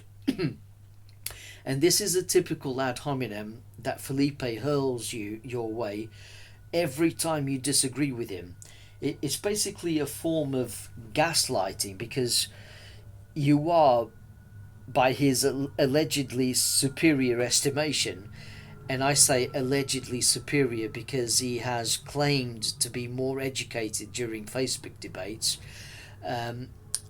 either misunderstanding him, misrepresenting him, or completely wrong, or all of them at the same time. So this is what a conversation with Felipe tends to lead to.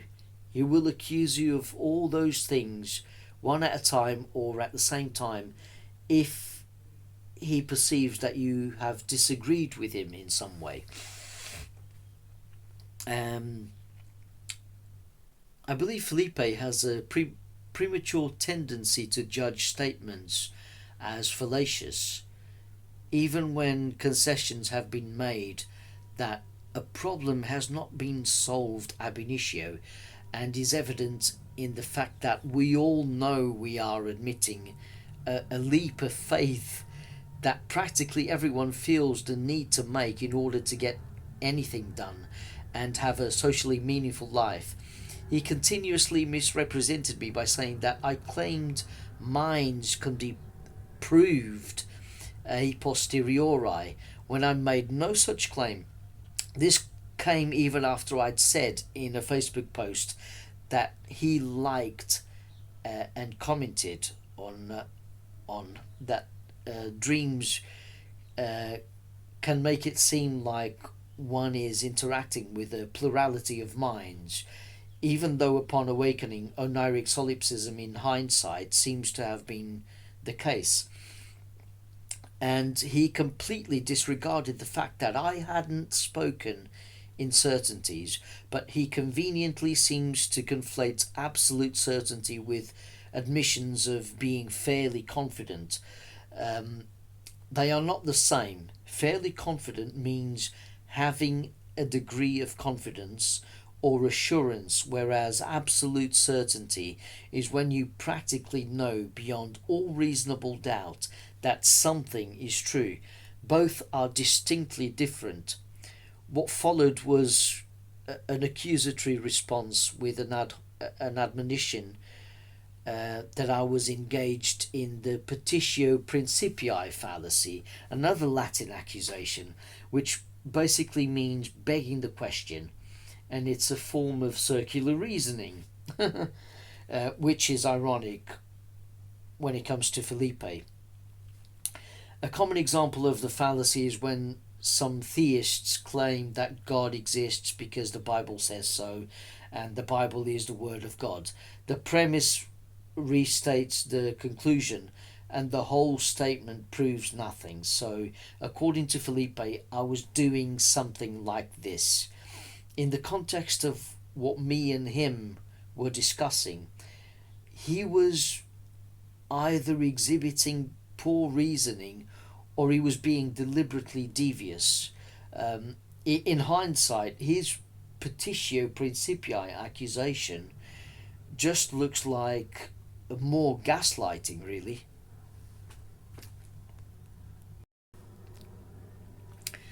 There is no petitio principii fallacy committed here either, because no conclusion was definitively claimed to have been reached regarding solipsism, and Felipe, of all people, should know, since he seems to love the Latins so much.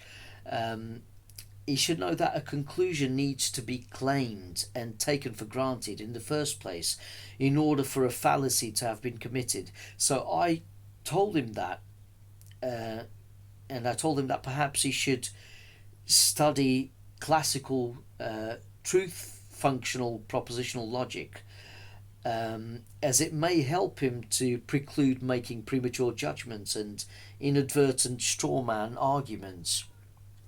But I think they're not inadvertent. I think they're deliberate anyway. But yeah, which I think he didn't take very well when I suggested that he should study propositional logic, and he continued to ignore my statements and my advice. Dude's lost the plot. As I said before, nobody is accusing him of being a fallacious, dogmatic hypocrite for taking for granted that he is interacting with other people online and expecting them to understand what he says, which presupposes the existence of other minds beyond his own. We all do it. We all act like a plurality of minds is the case, a plurality of egoic minds. Solipsism doesn't get anyone anywhere. I suspect it's a philosophical problem born out of our restricted perspectives as human beings, and also a certain level of pedantry and perhaps some conceit in those people who revel in that weird fantasy as though it's an established truism. It has become apparent to me that NDE reports show that many perspectival barriers fall away to the point where one can access what goes on in other people's minds as though we are also them and vice versa, which reinforces the idea of one consciousness, a collective forming one, or a unified whole. The oneness of consciousness, by the way, is not solipsism. The oneness of consciousness doesn't confirm solipsism if demonstrated to be the fact. And I think intuitively, logically, it is true that consciousness is only one thing, so therefore there is a oneness. But this doesn't confirm solipsism, because solipsism entails, at least the original meaning, and I still hope people use the word in this sense, solipsism entails the sole existence of a limited human mind alone, imagining that there is something beyond it when there isn't. That's solipsism. When we ponder the oneness of consciousness and how it can express both individuality and plurality and a diversity of conceptual realities, solipsism just vanishes at that point, because personal minds are just experiential dissociations of the mind at large. Actually, consciousness is there from the outset and includes all experiences. It's pan-experiential in its potential and can include even the experience of what the field looks like to us with our human screen of perception, as it were, with all its properties including space and time, which are also only appearances in awareness. Of course, at the mention of a universal mind that includes all individuals, Felipe winces and would immediately accuse you of overstepping the mark, like Samuel Johnson with his argumentum ad lapidem fallacy. I say this because that's precisely whom Felipe compared me to. Samuel Johnson, the historical figure I've explicitly disagreed with and whose fallacy I've covered several times in my videos. But we know by now that Felipe Bautista misappropriates fallacies like they're going out of fashion, and his misunderstanding of a leap of faith leads him to make a mountain out of a molehill. The bone he picks with Kastrup centers around a simple misunderstanding as well as a need for contrarian attention, I feel. He would do well to fess up, especially if he resorts to gaslighting opponents, because everything else he has said beyond his defiance of a well-wrought theory of mind is superfluous waffle. It's drivel. I just want people to know the kind of experience you're subjected to when you engage with someone like that. He's been defaming Kastrup on the basis that this one appeals to the theory of mind that we all develop since infancy, where we arrive at the realization that our parents, teachers, schoolmates and strangers that appear in our field of awareness appear to have minds of their own. Even our pets. If Felipe has no basis on which to take seriously the probability that a plurality of minds exists, why would he even accuse me of deluding myself, which presupposes a mind? And this is how crazy Felipe is.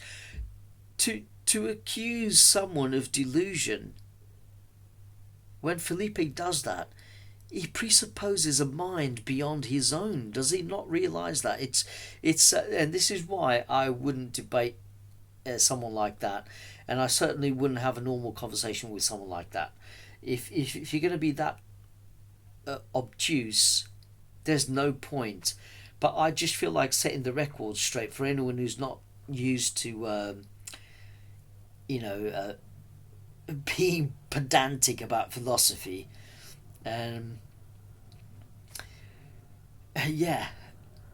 He presupposes, without whether he knows it or not, he presupposes a mind beyond his own, a mind capable of, that is capable of being mistaken about reality. Delusion only exists in minds, Felipe. In other words, only a mind can be deluded or exhibit delusions to its subject. Delusion is a mental feature and requires consciousness. This indirect admission that I am also a sentient being as opposed to just a figment of imagination in his mind is where Felipe betrays his contradictory nature. Felipe is like a dreamer becoming lucid just as he's trying to catch a train to work in an environmental illusion. He realizes that it's all a dream and none of the people are real, but he still struggles in the hurly-burly of a busy train station in case he's late for work. It's bonkers. He hypocritically makes the same leap of faith he attacks Kastrup for, whether he knows it or not. I could also sit here and state that his decision to reply to me is entirely predicated on speculation and a type of insubstantial and baseless instance of dogmatism, hurling the same accusations of fallacy right back at him. And worse, with hypocrisy added on top. His critique of analytic idealism simply isn't warranted. Any social interaction we have will inexorably be based on a theory of mind. I even sent him a Wikipedia link on the theory of mind just in case I was really interacting with a real person and not some dreamed up NPC. I found myself rehashing the same responses to his ignorant assertions ad nauseum, and he just wouldn't budge. Progression in our dialogue was impossible, and we just went round and round in circles, mainly to explain to him about propositional logic, in that you can have different degrees of confidence, such as you can be absolutely certain that you are conscious right now, but you can also have a fair degree of confidence that you are interacting with another mind right now.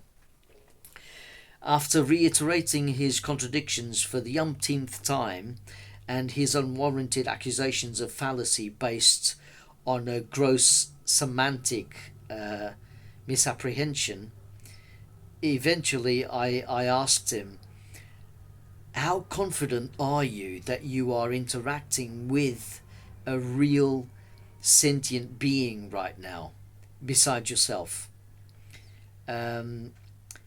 Give me a percentage, I said to him. Give me a percentage, roughly, of how confident you are that I have a personal mind too. and I said to him, be honest, and be honest.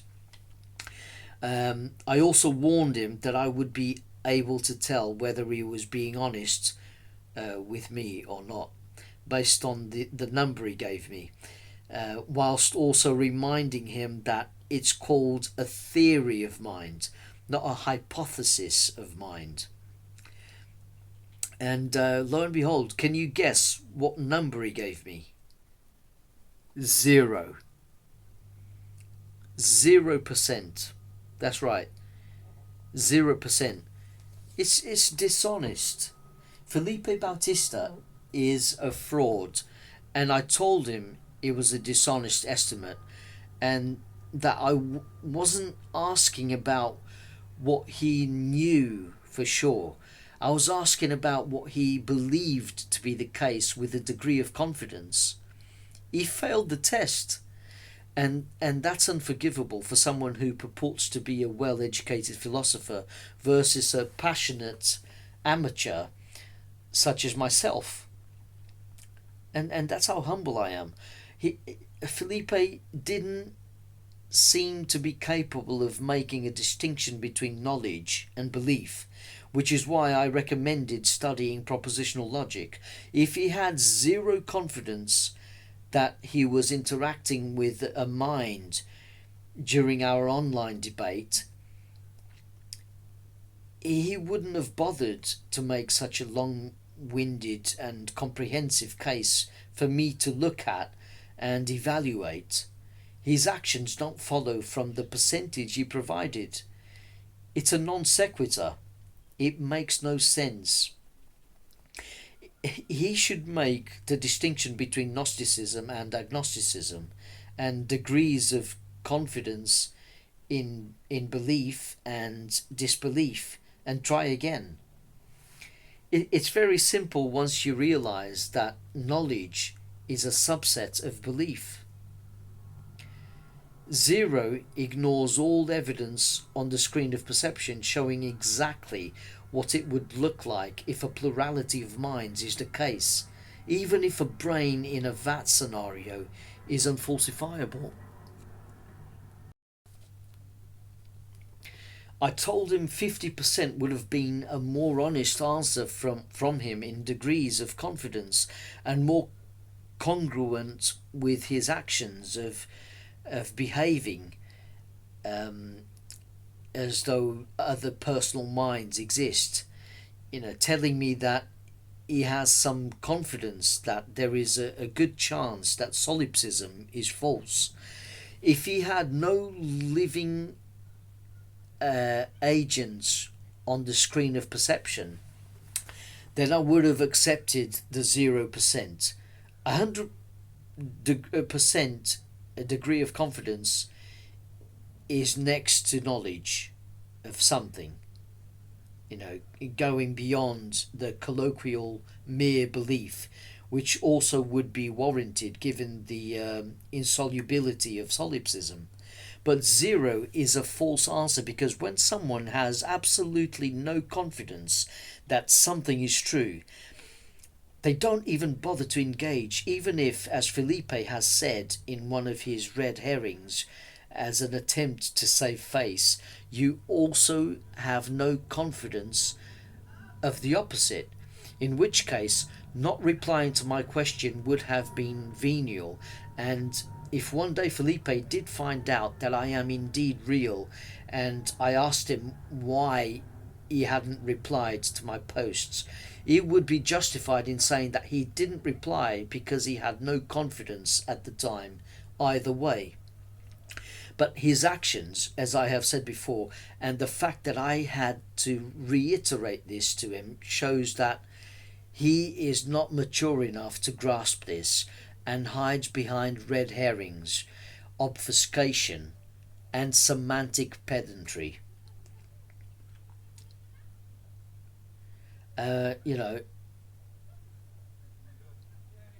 It's his the percentage he provided just doesn't match his actions.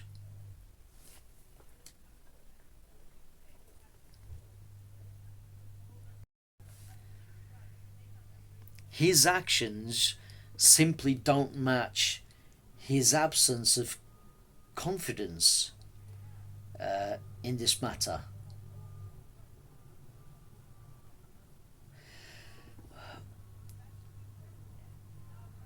You know,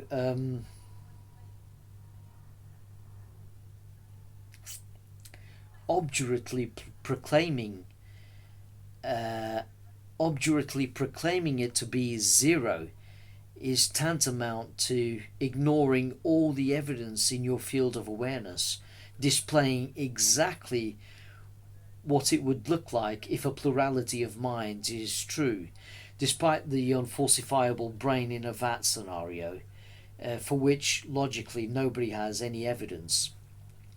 And note that the brain in a vat scenario, such as the situation in the film The Matrix, implies that someone or something, potentially another mind, or minds, or intelligence, is pulling the wool of reality over your eyes, so to speak, in such a way that it looks like you are interacting with other conscious agents.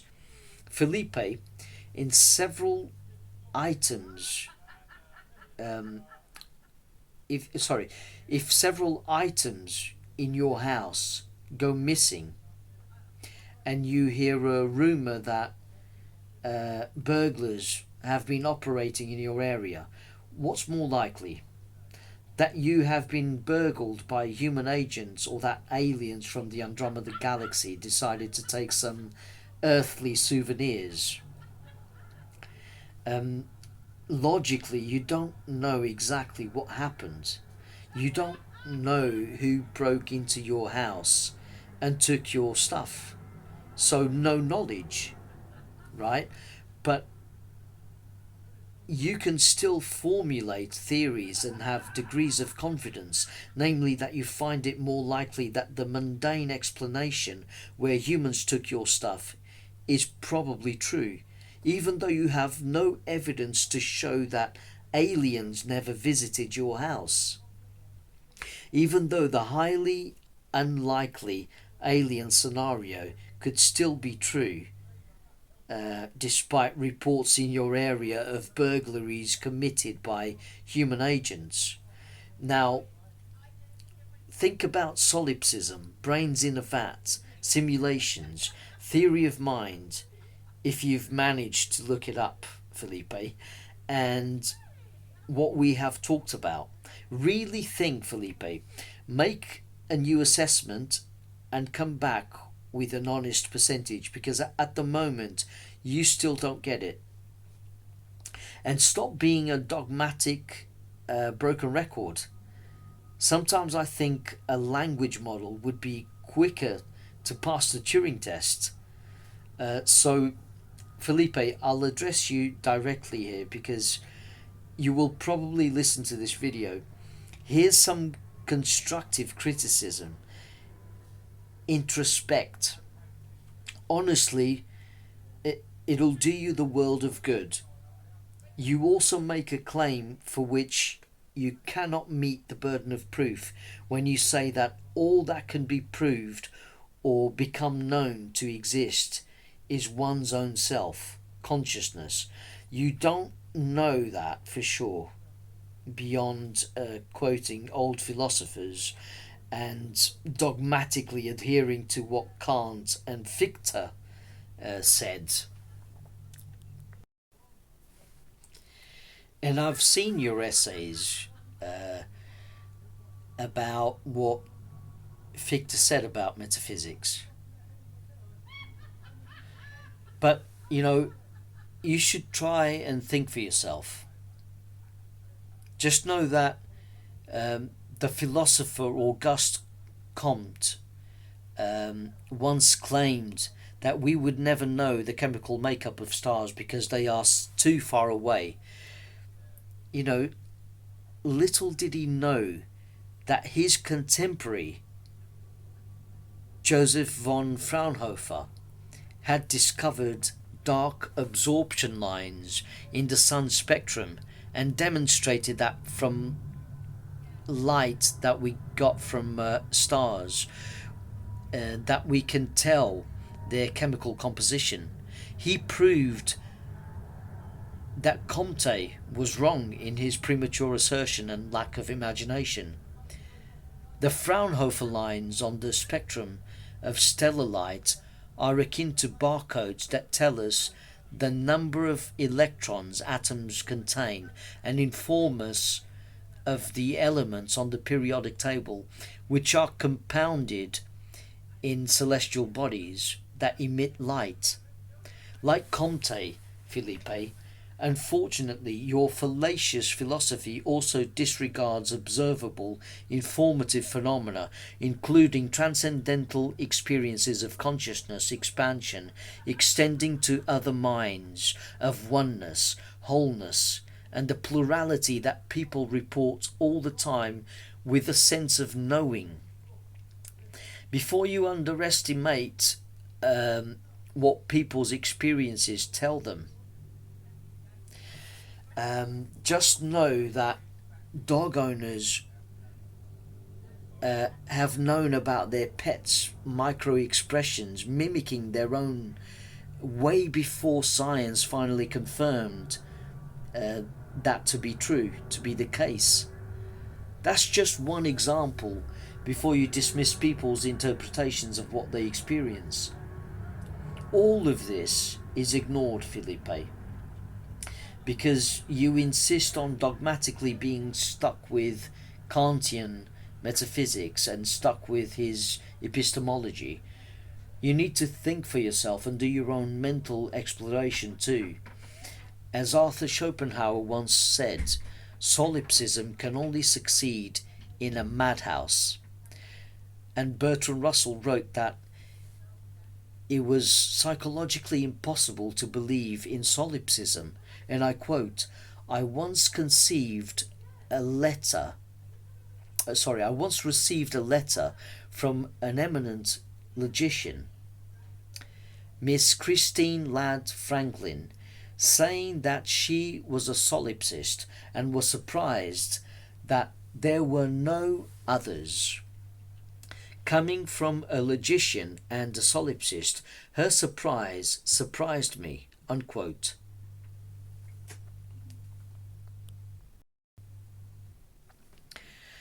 He also argued that the logic of solipsism compels you to believe in solipsism of the moment, where only the presently existing moment can be said to exist.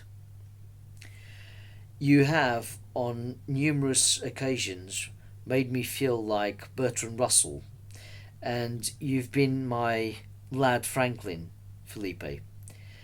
And by the way, John Stuart Mill wrote that we can know about other minds because, and I quote, first, they have bodies like me, which I know in my case to be the antecedent condition of feelings, and because, secondly, they exhibit the acts and outward signs, which in my own case I know by experience to be caused by feelings. Unquote. Yep. Not a hypothesis, a theory. Like I said to you before, Felipe, a theory of mind. And because it's a theory, it entails empirical observation supporting or indicating a plurality of minds. By no means does it falsify solipsism, but it does expose your dishonest percentage of the degree of confidence that you claimed to have that other minds beyond your own exist.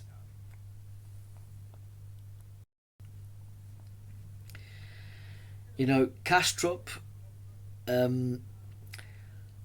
doesn't claim anything beyond the realm of experience.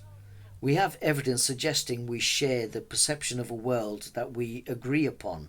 And even Stephen Woolard once pointed out to you that the latest in science, where things are peer reviewed and agreed upon to formulate a theory.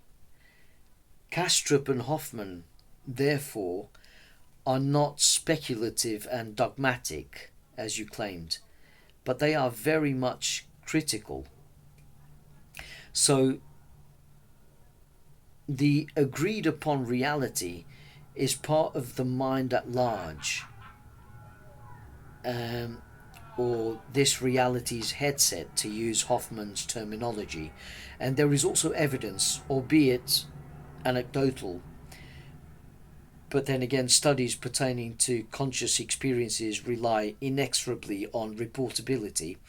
There's also evidence that people can acquire glimpses of a universal consciousness, be that through meditative practices, psychedelics, or traumatically induced altered states of mind, such as near-death experiences, when EEGs flatline, or even deathbed visions, not to mention many reports where people acquire knowledge that they couldn't possibly be privy to through conventional means, including peak in Darien cases.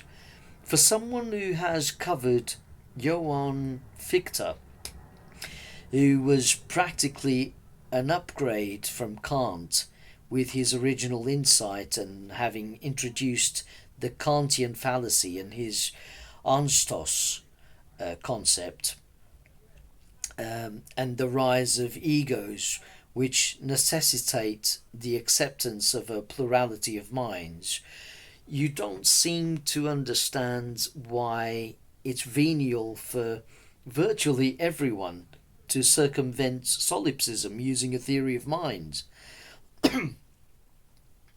Oh yeah, by the way, Kastrup's theory doesn't even begin with a leap of faith, as you've claimed.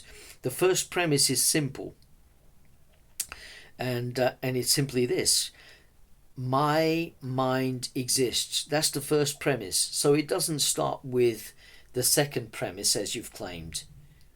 You would know that if you had actually read his books. The second premise is the actual leap of faith that you've criticized, where it follows that if it's possible, right? If it's possible for one's own personal mind to exist, then it might also be possible that other minds emerged in identical or similar ways. The fact that my mind exists leads me to conclude that a mind can exist in reality, and since I know of no law forbidding the existence of other minds, and everything on my screen of perception indicates that other sentient beings like myself appear to exist, I find the plurality of personal minds within a mind at large quite plausible. When I look at myself in a mirror, I see a human being. I see a partial representation of what my human mind looks like from a second person perspective or third person perspective. And then I look around and see other humans behaving in similar ways and communicating with me. And they also have reflections in mirrors, Felipe. I have sufficient evidence to say that a theory of mind which posits the existence of a plurality of minds is possible. Just as I can have a theory of gravity and a theory of evolution entirely based on empirical observations of what displays in my field of awareness, because, as it turns out, my waking dream, which is the world as a mentation, displays patterns and regularities. A theory starts with assumptions to be tested, even if it is simultaneously influenced by a posteriori premises. In fact, the Oxford Dictionary definition of a posteriori is the following, and I agree: relating to or denoting reasoning or knowledge which proceeds from observations or experiences to the deduction of probable causes, Felipe.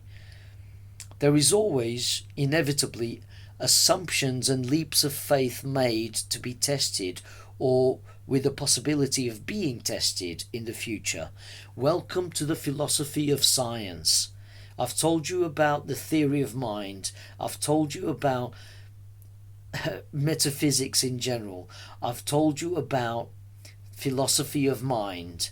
Now you should learn about the philosophy of science.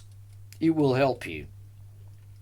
Your attack on Kastrup for reasonably proffering something that confers less leaps of faith than metaphysical physicalism, and betrays only a small leap of faith, which is virtually everybody's go-to. It's virtually what everybody makes in order to skip over an insoluble problem, which is most likely imagined or an abstraction beyond being given more attention than it deserves, is ludicrous, Felipe.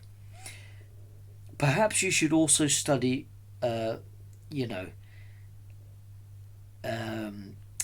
together with philosophy of science and philosophy of mind, you should also study propositional logic, just in case. I think you are in need of all of them, and yet you're the one who claims to be more educated than everyone else.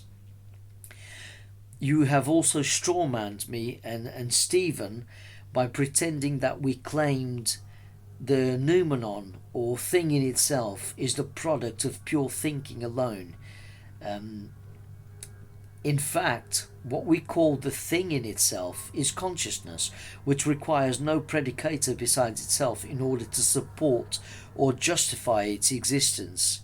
It is the irreducible ground of being, which can be most intimately and directly confirmed, because that's who we are at the core. Even Fichte claimed that consciousness requires no ground, and contrary to your mischaracterization of what we stated, consciousness is where thinking occurs and not the product of thinking itself. You see, Felipe, this is where you go wrong. You are not really paying attention to what we have said and read what you want. You read what you want between the lines, so that you can then formulate a straw man that you can impugn in order to inflate your ego. This is what I think really happened. This is what I think is psychologically wrong with you every time you have conversations with people. Forget the Harvard University press that you've mentioned, and forget the definition of other somewhat outdated philosophers with their throwback atavistic ideas influenced by their contemporaries.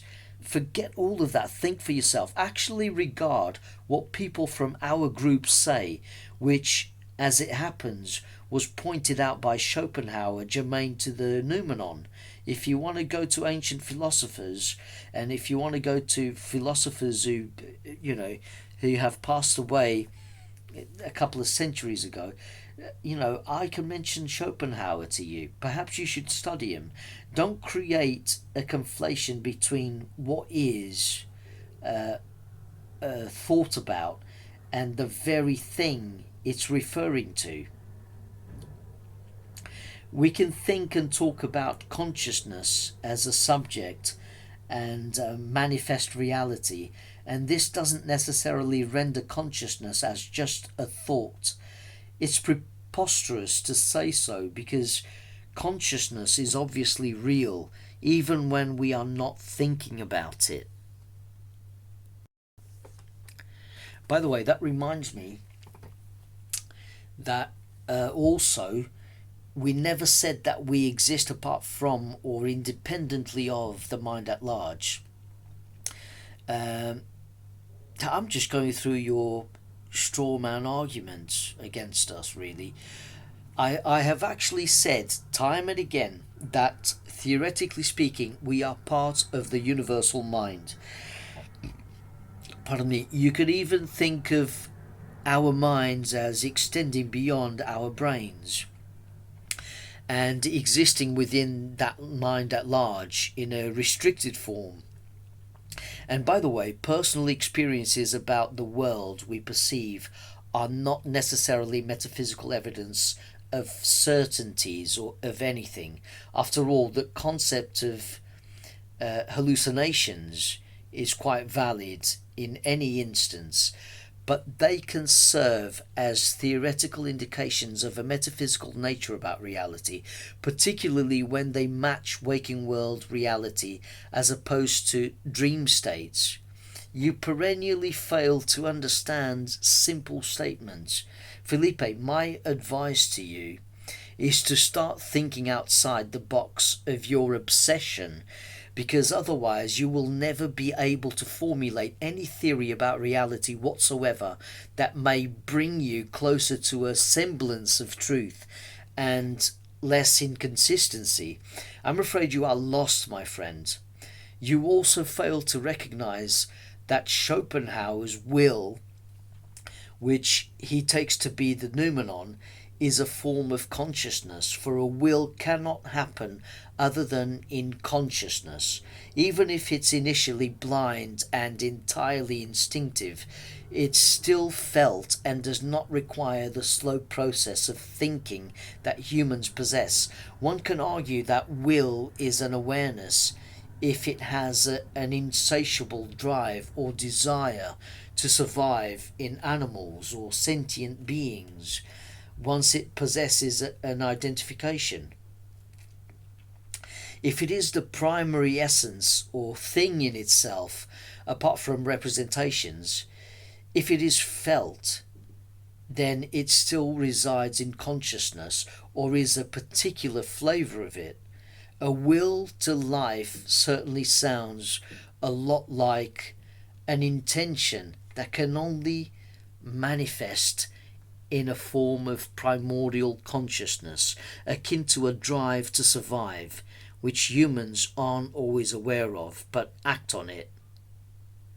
So, for you to say that the will that Schopenhauer referred to is not consciousness, that's bullshit.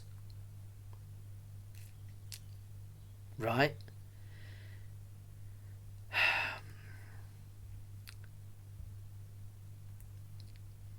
It's true that humans aren't always aware of that drive to survive, but they act on it because on some deeper level they feel it. But just because humans aren't always aware of this drive to survive, it doesn't mean that it doesn't exist in consciousness. And this myopia fits very well with Aldous Huxley's reducing valve analogy for the brain. You also neglect Jungian psychology and Carl Jung's concept of the collective unconscious, which Kastrup equates with the mind at large, and it is only unconscious from a human default mode perspective, but can be consciously accessed through altered states. You also seem to hand wave off or neglect to mention the tons of evidence for partial dissociation from the mind at large in your critique of Kastrup's analytic idealism, not just as contrasted by what psychedelics do to the human brain and also phenomena like savant syndrome and terminal lucidity, but also the fact that nature produces sentient beings all the time, and the fact that planaria seem to access memory from electric fields when parts of them are chopped off with potential regrowth, as shown by Levin et al. Experiments. And that type of regrowth that comes with what was previously learned by the head that was chopped off, that's pretty powerful. It's actually amazing, and speaks to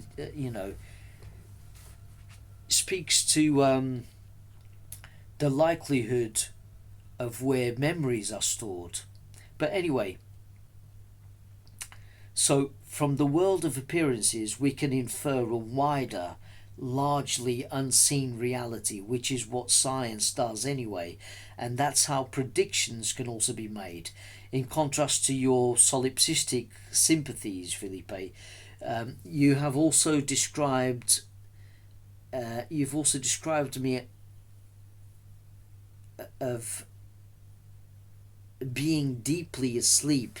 You described me as being deeply asleep and under the influence of Maya, deceived by illusions, which includes interacting with other minds.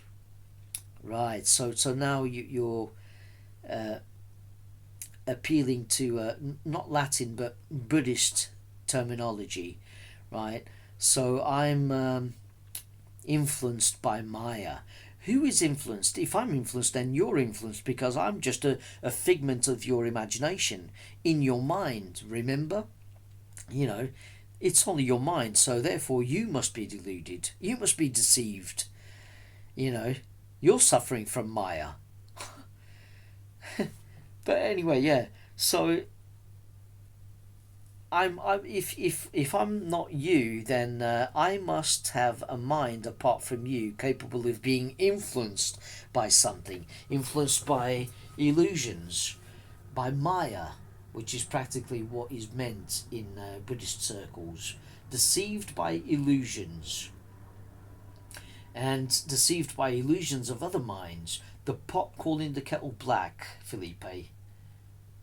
But if it's Maya and therefore self-deception, then you are also engaged in it. For why else would you bother to entertain the notion that I am another egoic mind? By your own admission, I'm another egoic mind with which you can converse. Isn't that right? I also wouldn't be so sure that you have no access to other people's thoughts, as I know from experience that one can apparently remote view the mental content of other individuals and have them subsequently confirm what's been on their minds. I've explained this in another video, and and there are also reports from others who have a fair good amount of experience with remote viewing.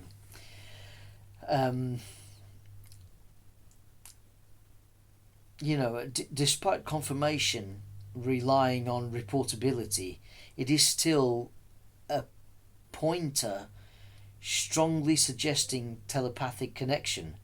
And this is as far as it goes, Felipe, and it is with the same degree of confidence that GPs can issue prescriptions for depression after listening to reports from patients that they are experiencing anhedonia.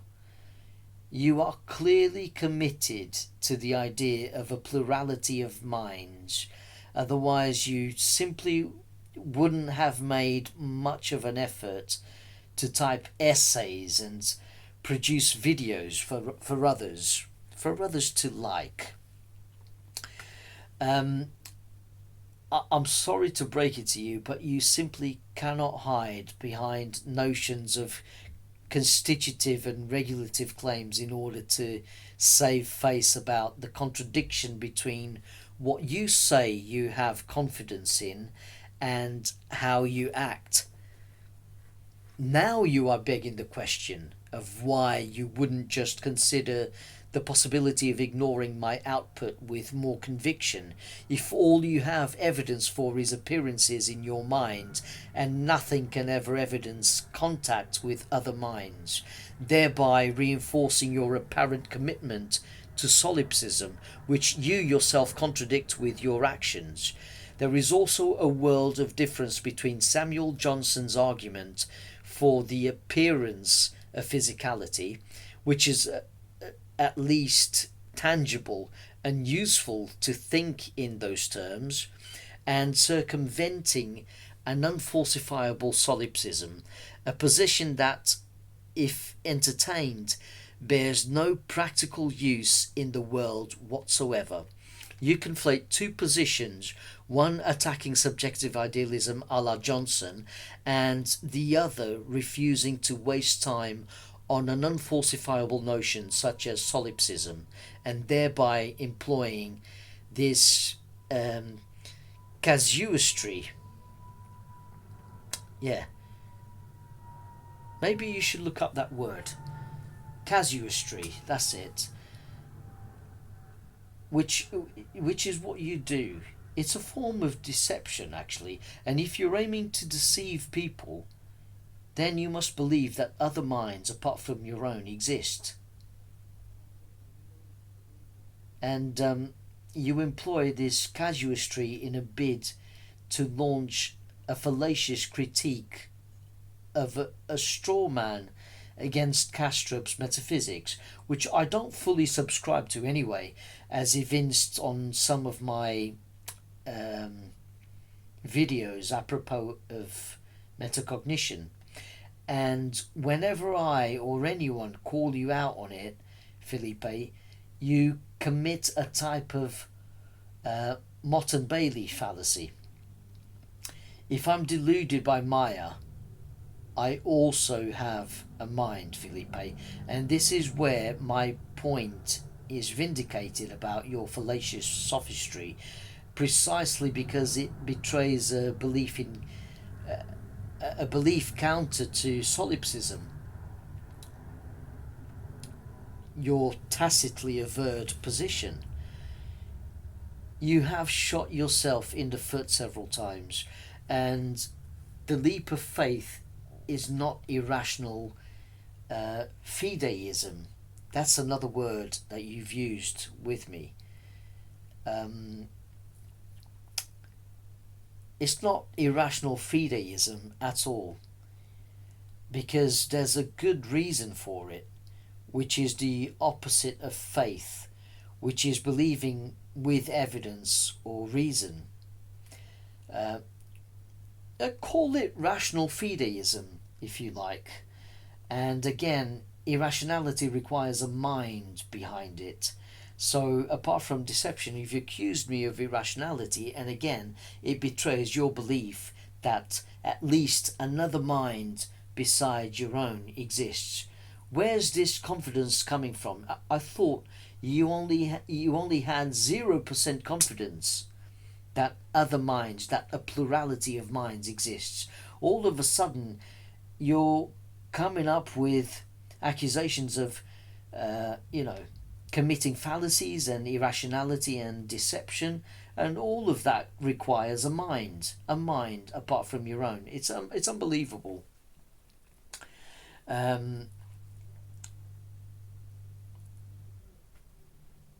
So, irrationality requires a mind behind it, as well as Fideism, as it indicates the prioritization, of faith over reason. So you're a hypocrite, Felipe, because what you have accused others of, even if it's a small leap of faith, as we've all said, and it's a small one because there's a theory of mind that justifies that leap of faith, so we don't get stuck, understandably, in a stupid problem. You have actually done the same. You have prioritized faith over reason. Because if you can't be sure of anything, then you wouldn't have bothered to have made accusations and to have replied to my posts and videos. But again, you have prioritized faith. And don't pretend that you haven't described yourself as a solipsist, because you have. You might have said that you're not a dogmatic solipsist, but you have expressed more confidence in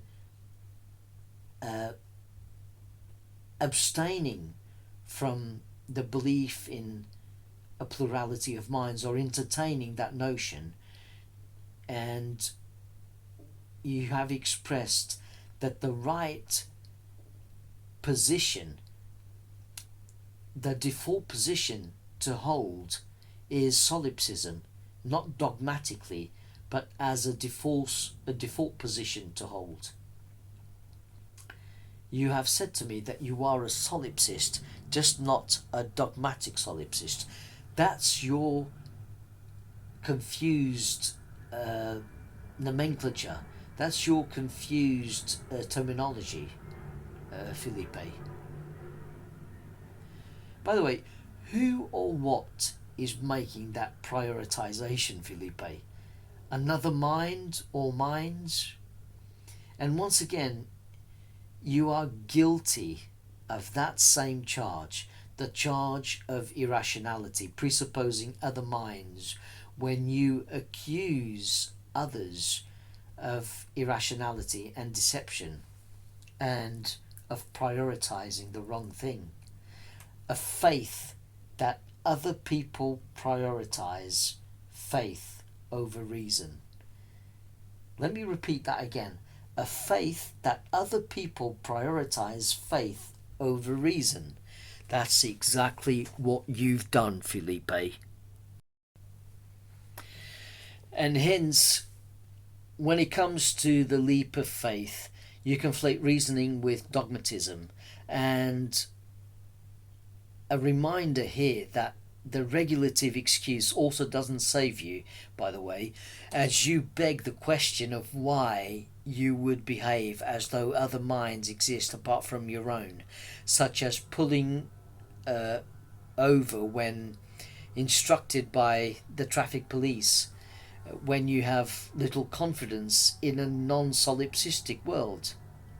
As I said before, your approach is tantamount to becoming lucid in a dream, where you thought you were running late for work only to carry on behaving as though that's the case.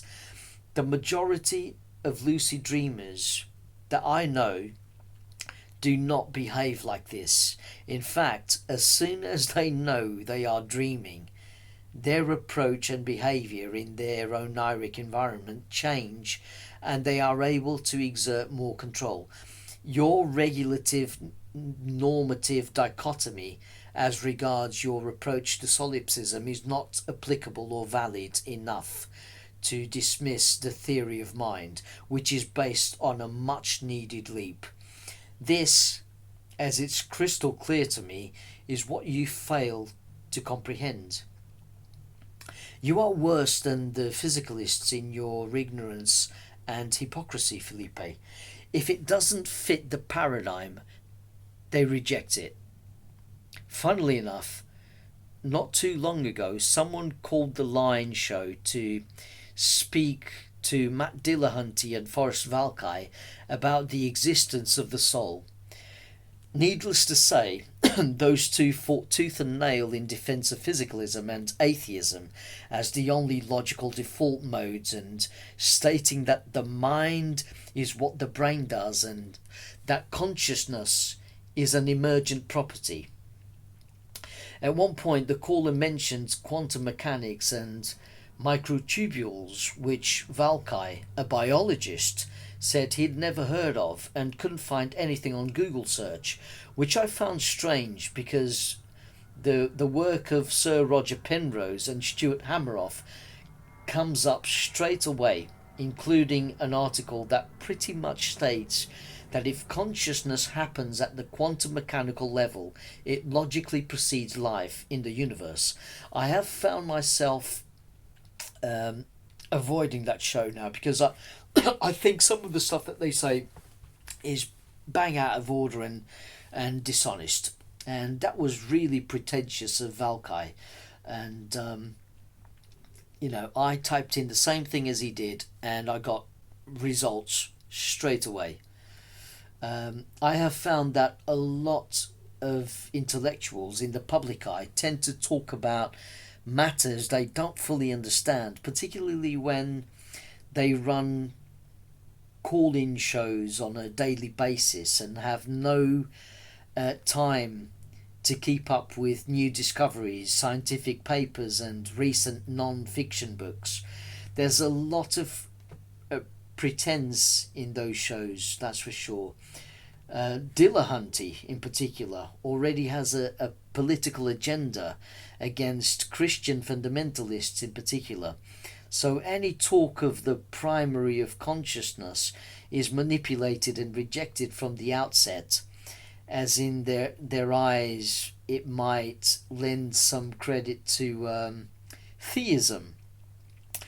The whole show is like the atheist experience and centers around refuting theism, especially people who call in and profess certainty in the existence of the biblical God or take literal interpretations of scripture. Valkai is the scientist who is very knowledgeable in his field, but he certainly lacks expertise in neuroscience and quantum mechanics. He is also not a good philosopher and pretty much follows consensus on how data should be interpreted, akin to the shut up and calculate approach. Mental states are unreasonably reduced to brain states by those two, by Dillahunty and everyone on the line for that matter. They're reduced to brain states as some kind of illusion produced by neuronic interaction. Dillahunty has already said that Daniel Dennett was his favorite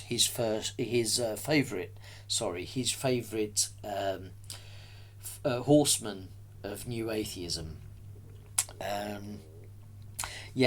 So according to these fools, consciousness is nothing but a byproduct of electrochemical complexity and functionality in the brain.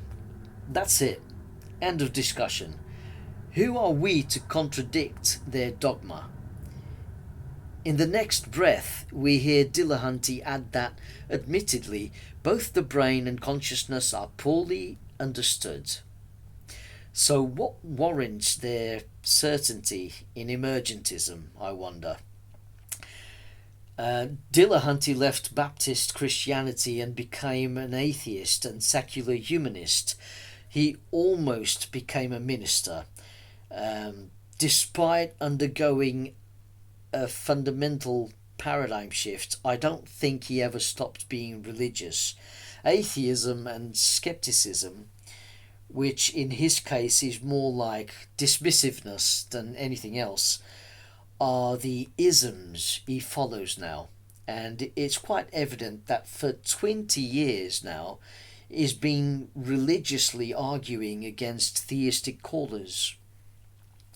Metaphysical idealism, by the way, is clearly a threat that must be squashed with manipulative tactics. That much is clear when you watch that show. If you don't answer their questions before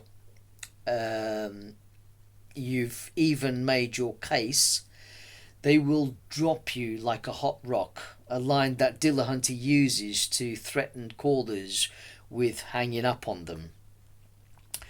Don't you dare say that consciousness is God. When it comes to consciousness, Dillahunty has already said is with Dennett. It doesn't even exist. It's an illusion. It's a delusion. It's it can't possibly exist. We have already sussed out how most things work in reality with the physicalist framework. There is only the brain and matter in motion. Consciousness doesn't really exist. It only seems like it does. Dillahunty just parrots Dennett, basically.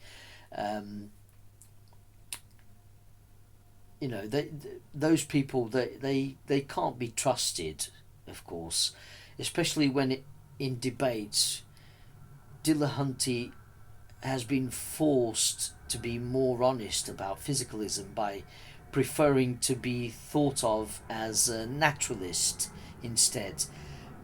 But a naturalist isn't necessarily a physicalist. Somehow, like Bernardo Kastrup,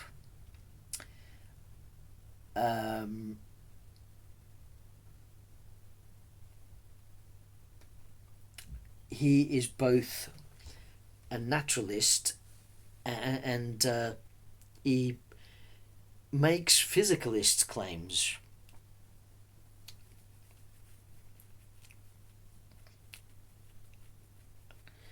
But not that Kastrup makes physicalist claims. I'm not saying that.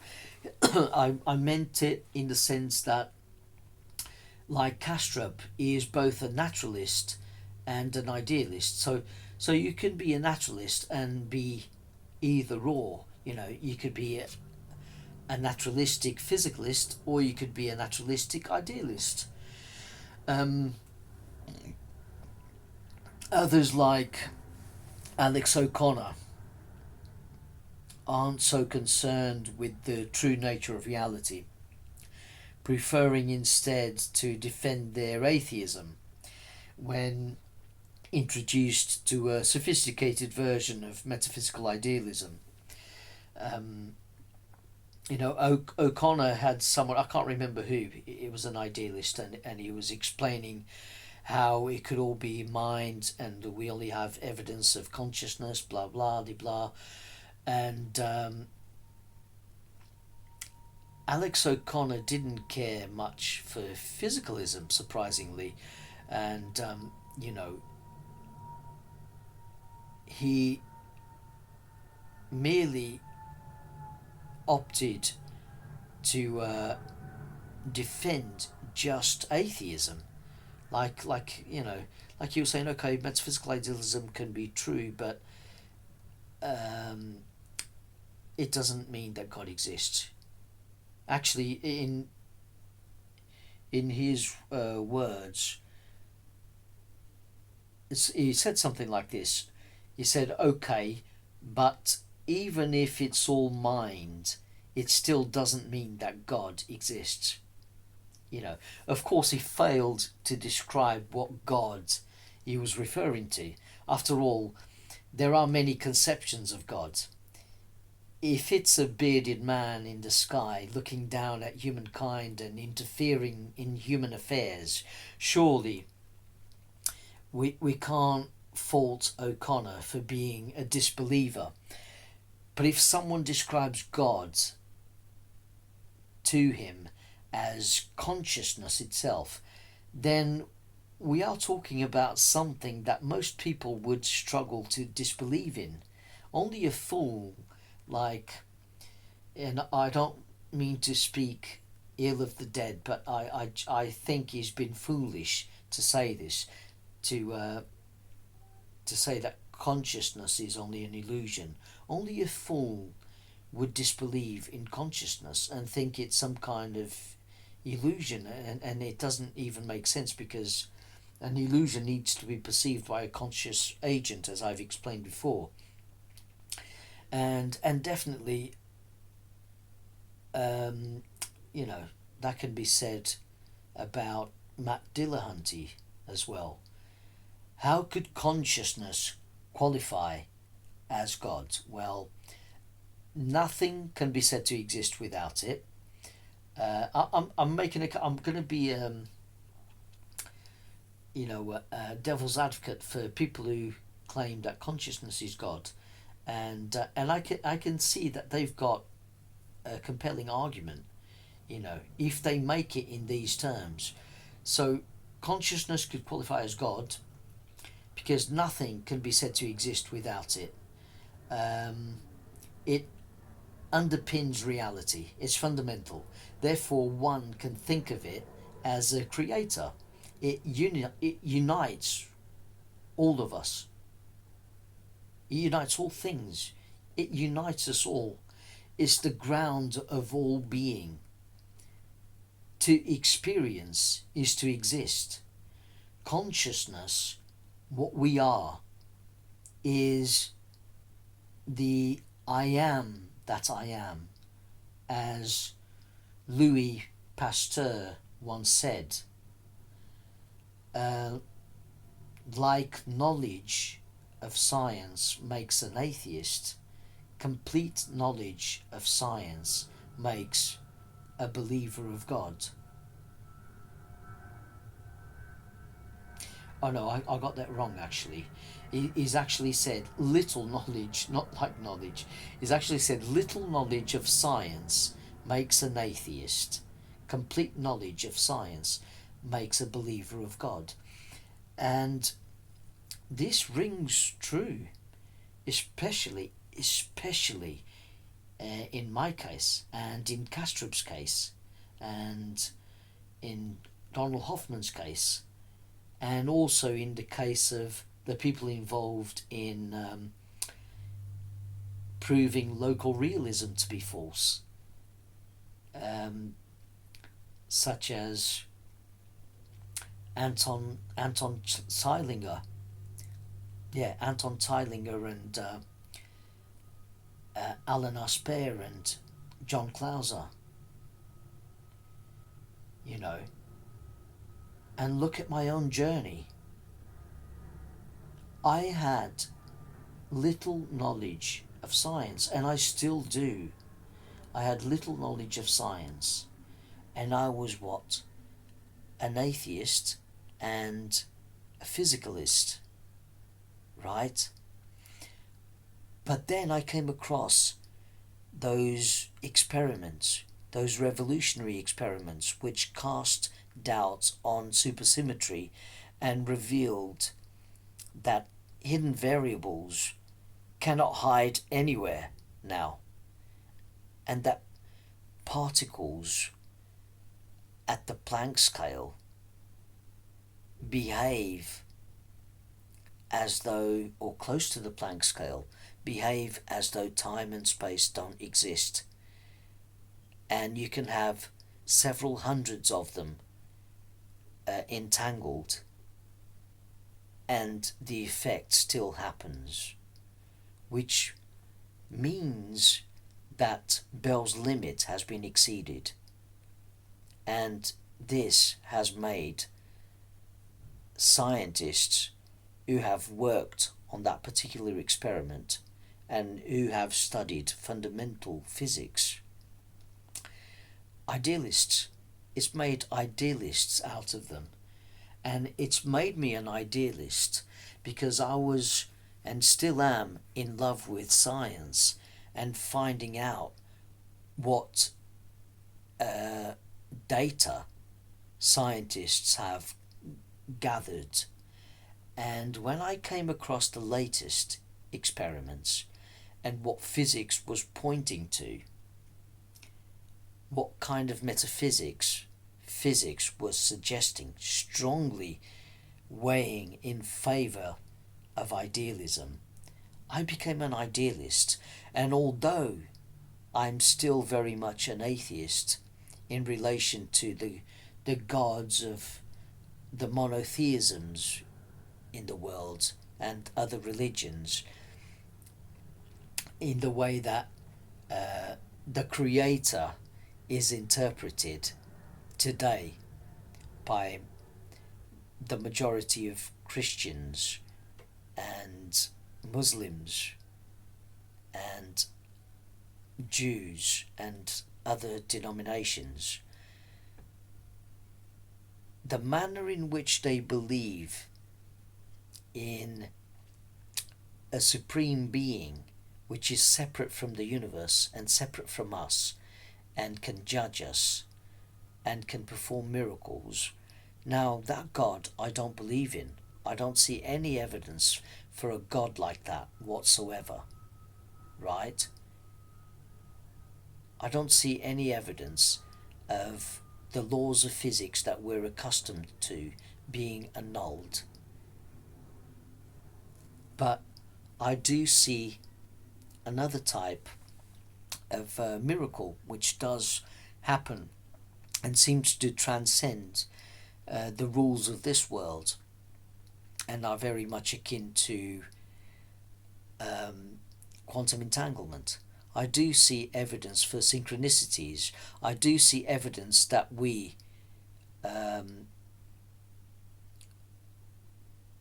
have so much more to learn about this reality, so many more dimensions and layers of experiential reality to learn about as human beings. So, in a sense, I've become more open to the concept of a God, not necessarily the gods of religion as they are depicted by organized religions in the world today.